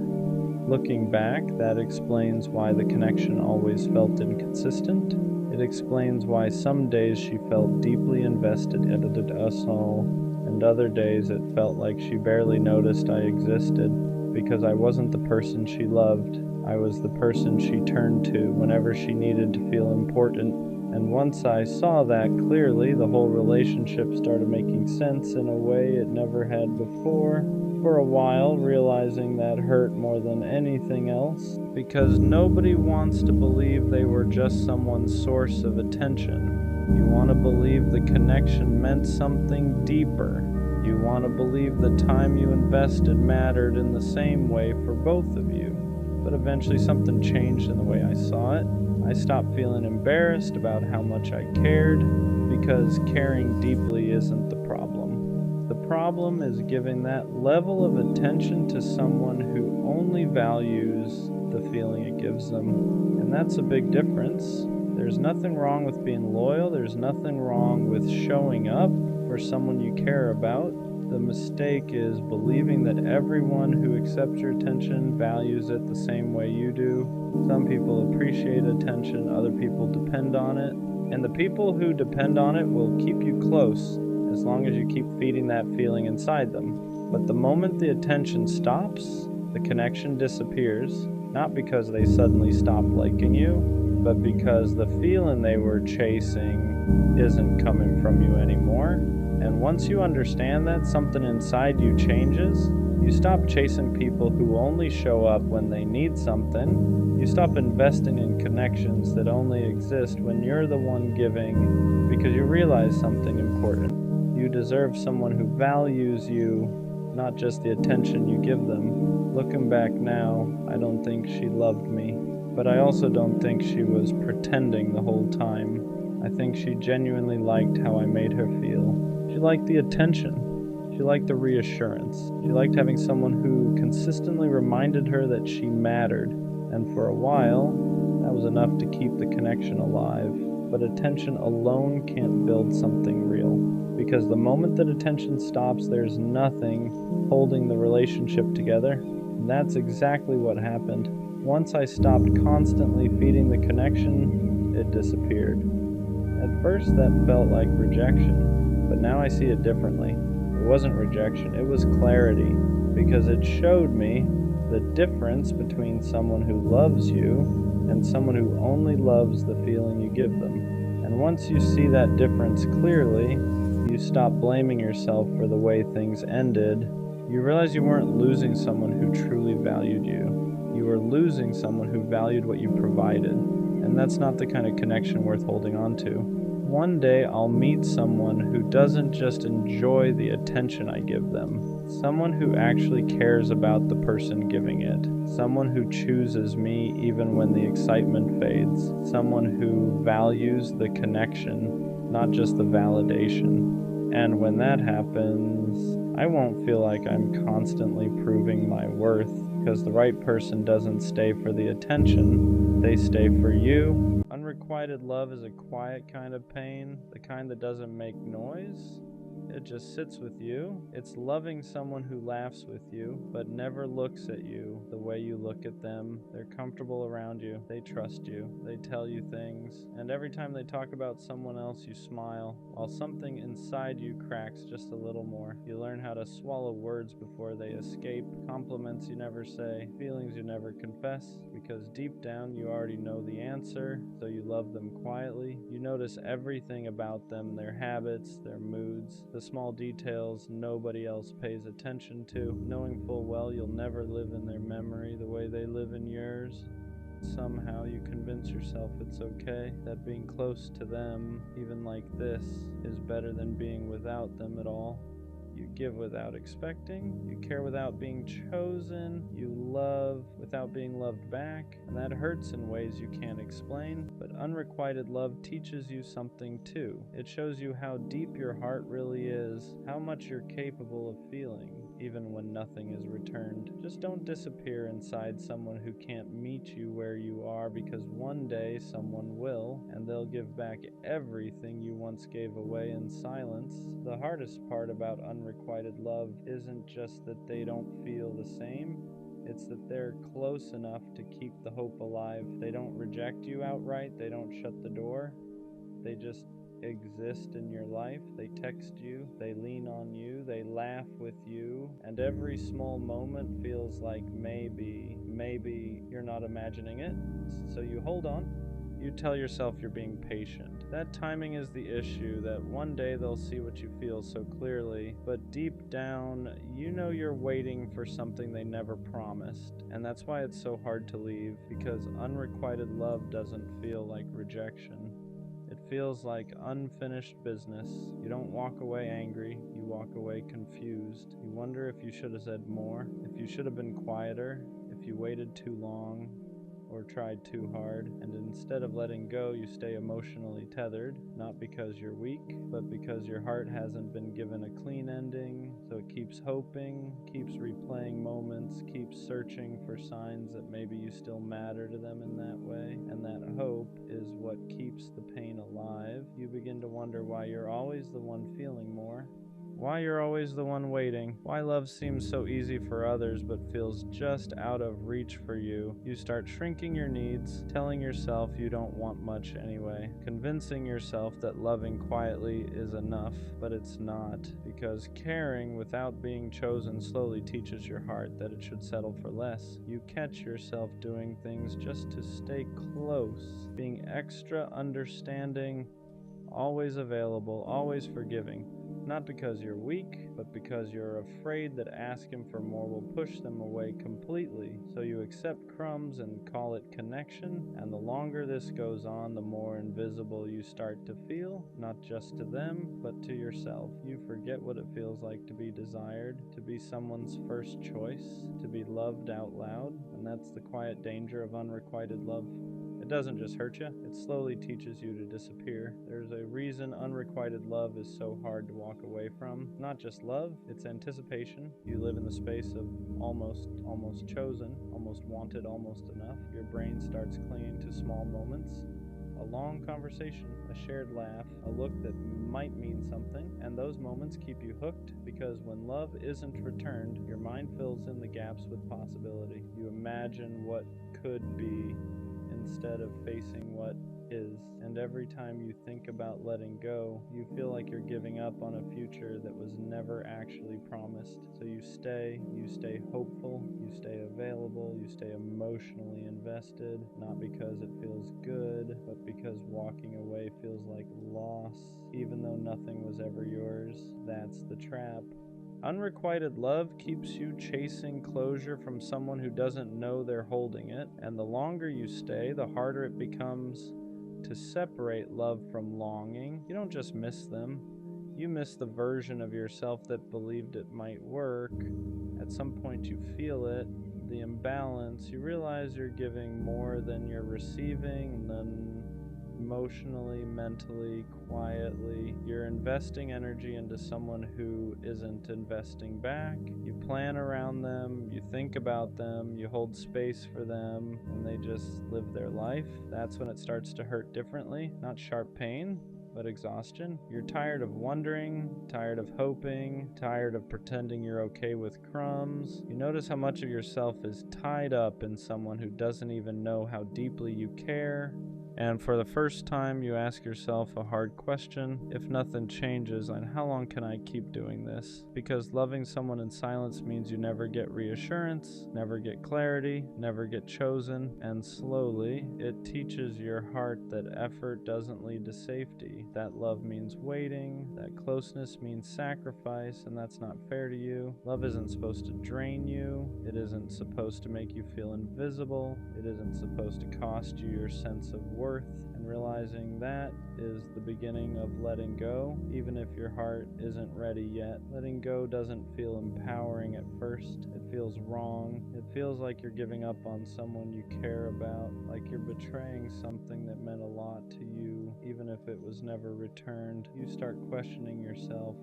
Am I being selfish? Am I overreacting? Should I just keep loving them quietly like before? Because walking away doesn't just mean losing them. It means losing the hope you've been holding on to. And hope is hard to release. You've built routines around them, emotions around them, a future that only existed in your head but still felt real. So choosing yourself feels like cruelty at first, like you're the one causing the pain, but staying was hurting you too. Just slower, just quieter. And that's the part people don't talk about.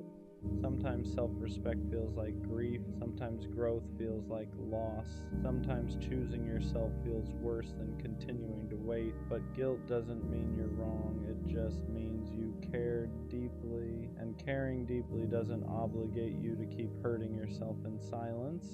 After you finally choose yourself, something unexpected happens. It feels empty, not peaceful, not freeing, just quiet in a way that's uncomfortable. You're no longer waiting for their message, no longer replaying conversations, no longer building your day around the possibility of them. And at first, that absence hurts more than the waiting did, because unrequited love filled space. It gave your emotions somewhere to go. It gave your heart something to hold on to, even if it was hurting you. Though when it's gone, you don't immediately feel relief. You feel loss.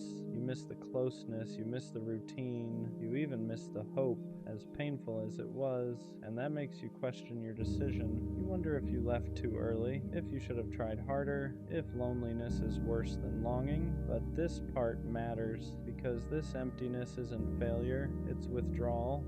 Your heart is unlearning a pattern, and unlearning always feels uncomfortable before it feels right. You didn't lose love, you made room for it, even if nothing has filled that space yet. One day after the emptiness settles, something shifts. Not suddenly, not dramatically, just quietly. You start noticing how much lighter you feel without carrying love alone. You realize how much energy you used to spend hoping, waiting, adjusting, shrinking, all for someone who never met you where you stood. And for the first time, you don't miss them. You miss the idea of being chosen. That's an important difference, because now you know what it feels like to give deeply, and you also know what it costs when nothing comes back. So when love shows up again one day, it feels different. It doesn't make you question yourself. It doesn't leave you guessing. It doesn't ask you to love in silence.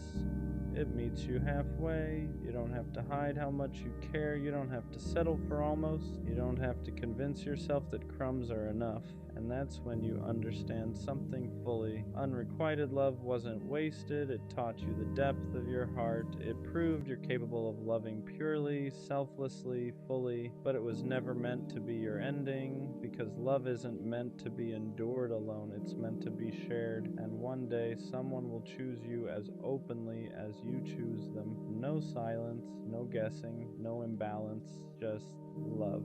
Maybe I'm not hard to love. Maybe I'm just not someone people stay for, because they come close, they get attached, they say they care, they act invested, and then something shifts, they pull back, they get unsure, they choose easier. And after it happens enough times, you stop blaming timing. You start blaming yourself.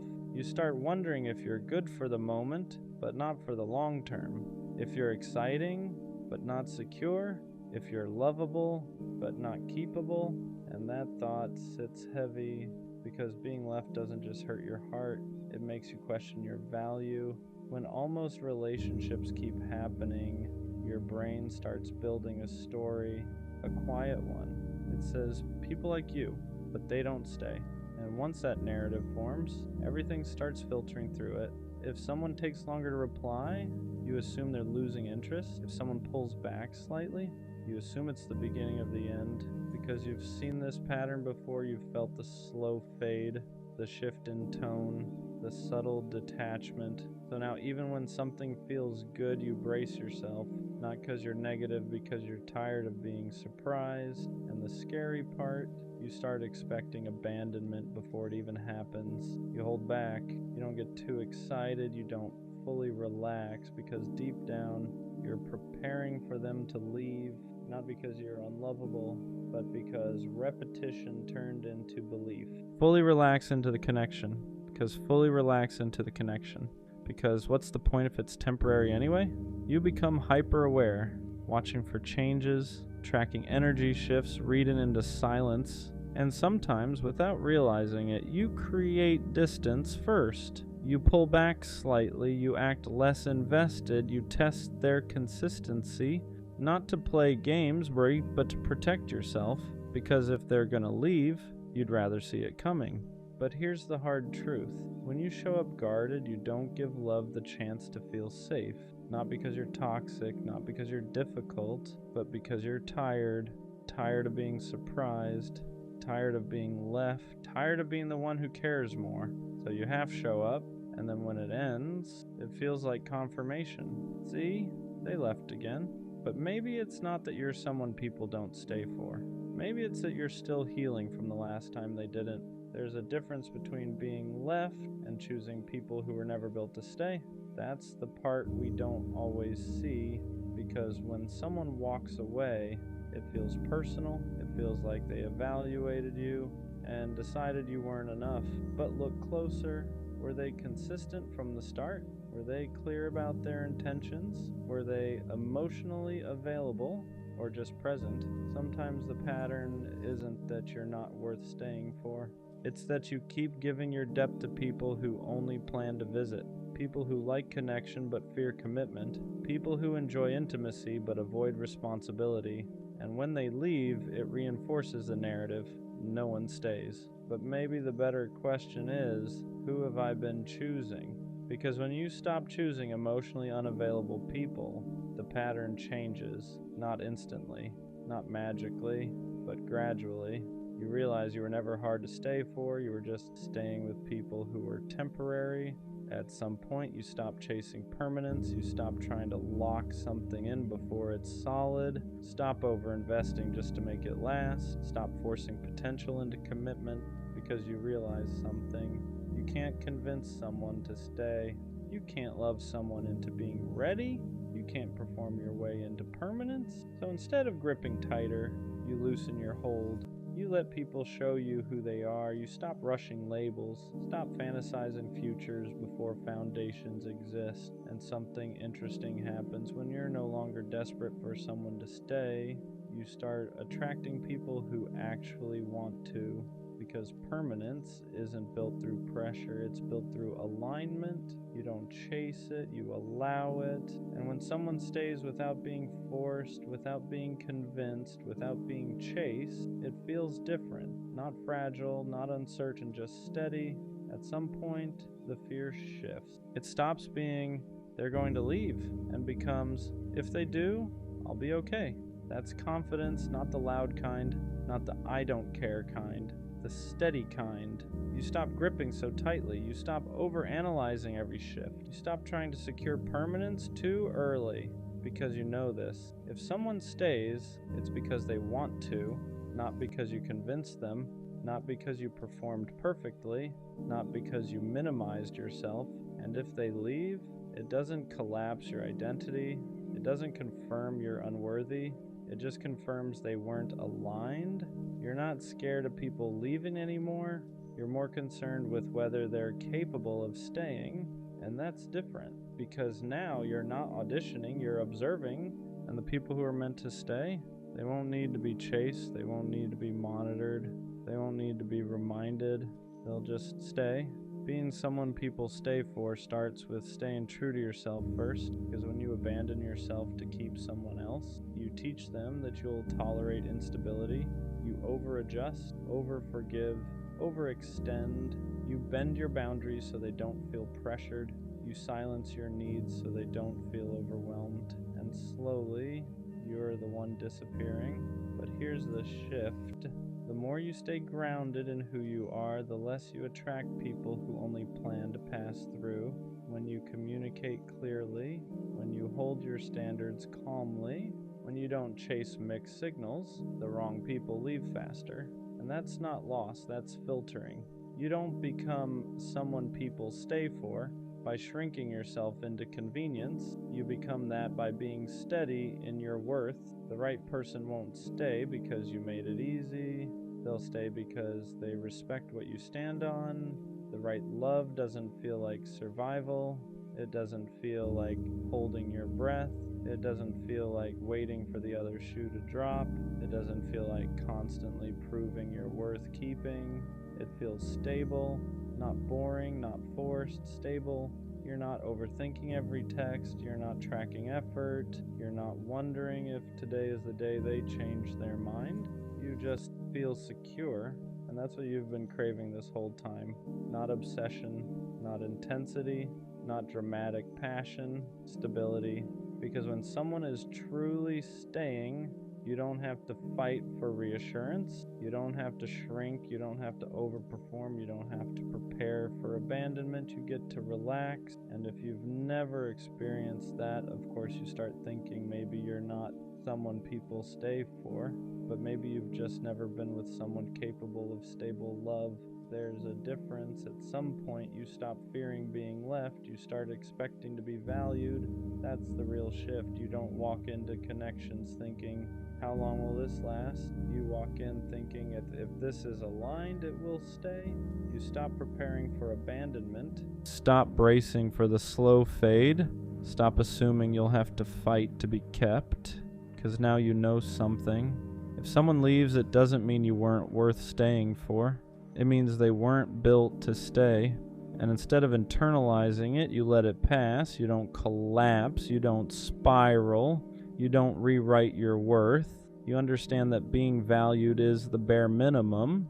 And once you truly believe that, you stop entertaining anything less. You don't chase clarity. You don't beg for reassurance. You don't accept confusion.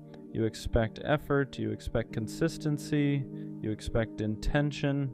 And the people who can't offer that, they filter themselves out. So, am I just not someone people stay for? No, I just stopped staying where I'm not valued. There's a difference. For a long time, I thought people leaving was proof that I wasn't enough, not interesting enough, not secure enough, not worth committing to long term. But now I see it clearly. The wrong people didn't stay because they were never meant to build.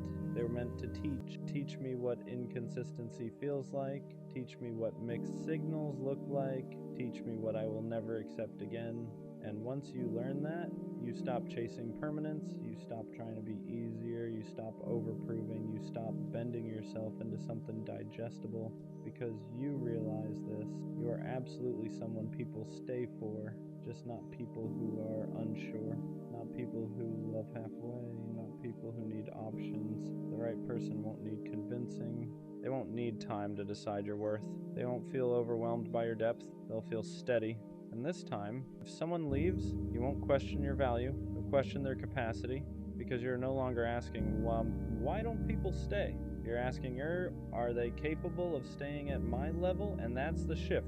They leave you on delivered all day and then randomly hit you with a what you doing and what you doing at night, or suddenly they respond fast only when it's late, only when they're bored, only when there's nothing else going on in their life. Understand this, and people like that are not busy, they're not overwhelmed, they're not confused, they're choosing when you're allowed to exist to them. They talk to you when it's convenient, they reply when it benefits them, they never fight to talk to you, they never make time for you, they never communicate, they never say, hey, I'm busy today, but I'll text you later. And that tells you everything. Because if you mattered to them, really mattered, nothing would stop them from reaching out. Not work, not stress, not distractions, not distance. And that's the truth you keep trying to avoid. They answer fast at night because they're bored. They disappear during the day because you're not a priority. They go 10, 12, 14 hours without saying a word and somehow still expect access to you when it's convenient for them. And what hurts the most is how much you excuse it. You tell yourself they're busy. You tell yourself they'll change. You tell yourself maybe tomorrow will be different. But understand this, people show you exactly who they are through their patterns. If someone leaves you undelivered every single day for weeks, for months, that is not accidental. That's intentional. At some point, you have to stop falling in love with the version of them in your head and start paying attention to the version they show you. Because if they wanted to talk to you, they would. If they cared, they'd make it obvious. If you mattered, you wouldn't be confused. So stop waiting for effort from someone who's comfortable giving you none. Believe people the first time they show you who they are, because if they wanted to, they would. What about my feelings? It's crazy. I can show up for everyone, I can listen, support, stay up late talking them through their problems, be the one who holds everything together. But the second it's my turn, everything goes silent. Like my emotions suddenly don't matter as much. Like I'm supposed to be the strong one all the time. The one who can handle it. The one who never needs anything back. Everyone sees the protector, but no one sees the person breaking behind the sword. And somewhere along the way, I became that person too. The one who says, I'm fine, even when I'm not. The one who smiles, even when something in me is falling apart. Not because I want to hide it, but because explaining myself feels like a burden. Because I'm scared that if I finally open up, people will think I'm too much. And maybe that's my fault. Maybe I taught everyone that I'm the one who never needs help, that I'm the one who always knows what to do, that I can hold all their weight without ever needing someone to carry mine. But the truth is, even the strong get tired. Even the ones who never complain still hope someone will look at them and say, are you okay? Really okay? It hurts when the same people you've held up for years don't show up for you in the same way. Not because you want them to solve your problems, because you want to know your feelings matter too. Sometimes I don't want advice. Sometimes I don't need a solution. Sometimes I just want someone to sit with me and say, I get it, that sounds heavy. I'm here because my feelings are real, they're valid, and I'm finally learning that I don't need someone else to give me permission to feel them. I don't have to pretend to be unbreakable just because I've been the strong one for so long. The person who's there for everyone else deserves someone who will check on them too. Every time you try to talk about how something affected you, the conversation goes nowhere. It's either avoided, minimized, or shut down completely. You're left feeling like your emotions are an inconvenience instead of something that deserves space. And after a while, that silence starts to speak louder than words ever could. You notice the pattern. When you make a mistake, you reflect, you listen, you try to understand where they're coming from and adjust because you care about keeping the relationship healthy. But when they're the one who hurts you, suddenly there's no room for discussion, no acknowledgement, no willingness to meet you halfway, just distance, defensiveness, or pretending nothing happened. That kind of imbalance slowly drains you, not all at once, but over time. You start questioning yourself. You wonder if you're asking for too much when all you really want is understanding. You're not demanding perfection. You're asking for honesty, maturity, and responsibility. You're asking for someone who can say, I didn't handle that well, without turning it into a battle. Healthy love isn't about winning arguments or being right all the time. It's about being able to look inward. It's about recognizing when your actions affected someone you claim to care about. When someone refuses to do that, the relationship stops growing. It gets stuck in the same cycle, repeating the same pain over and over again. You can't build something real with a person who avoids accountability. You can't fix issues alone, and you can't keep carrying the emotional weight for two people. Love should feel like teamwork, not like you're constantly explaining why your feelings matter. At some point, you have to ask yourself if staying silent is worth losing yourself, because real connection requires effort from both sides, and if someone isn't willing to reflect, communicate, and grow, then they're not giving you the love you deserve. I tried to be enough for her, not in a fake way, not in a changing who I am way, but in a way where I genuinely believed that if I showed up right, it would be enough.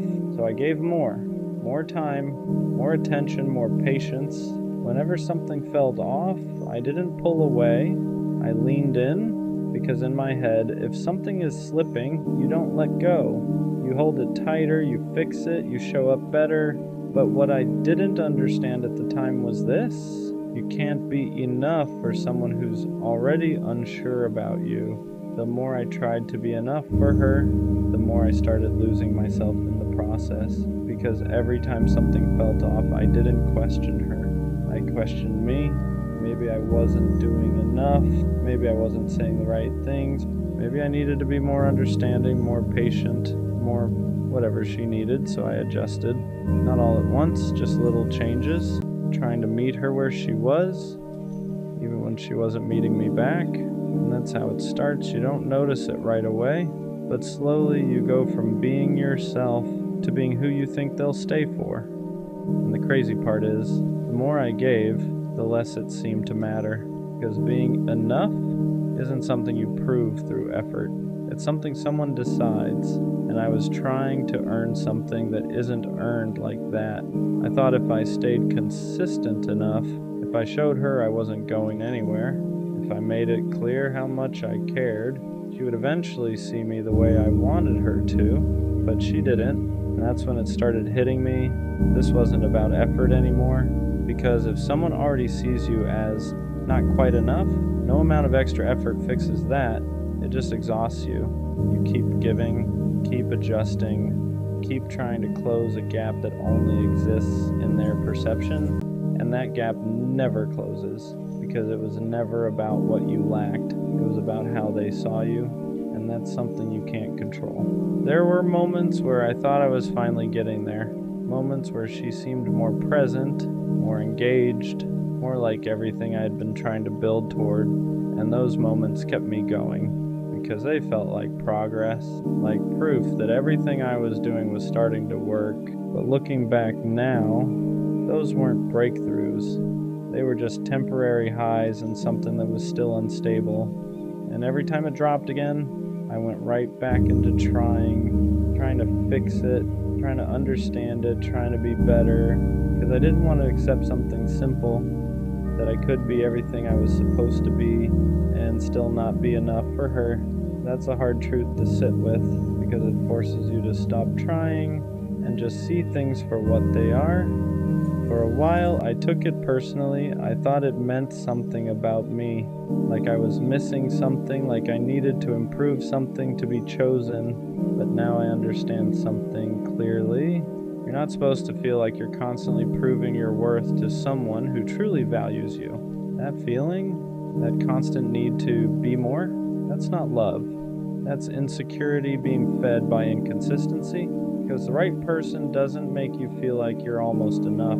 They don't keep you in a space where you're trying to level up just to be chosen. They see you clearly and they decide, without you having to convince them, without you having to overextend yourself, without you having to question where you stand. And once I understood that, everything changed. Because now I wasn't looking at myself like I needed to improve to be chosen. I was looking at the situation for what it really was. Misalignment, not lack, not failure. Just two people who weren't seeing each other the same way. And no amount of effort fixes that. So yeah, I tried to be enough for her. And for a while I thought I wasn't. But now I see it differently. I was already enough, just not for her. And that's okay.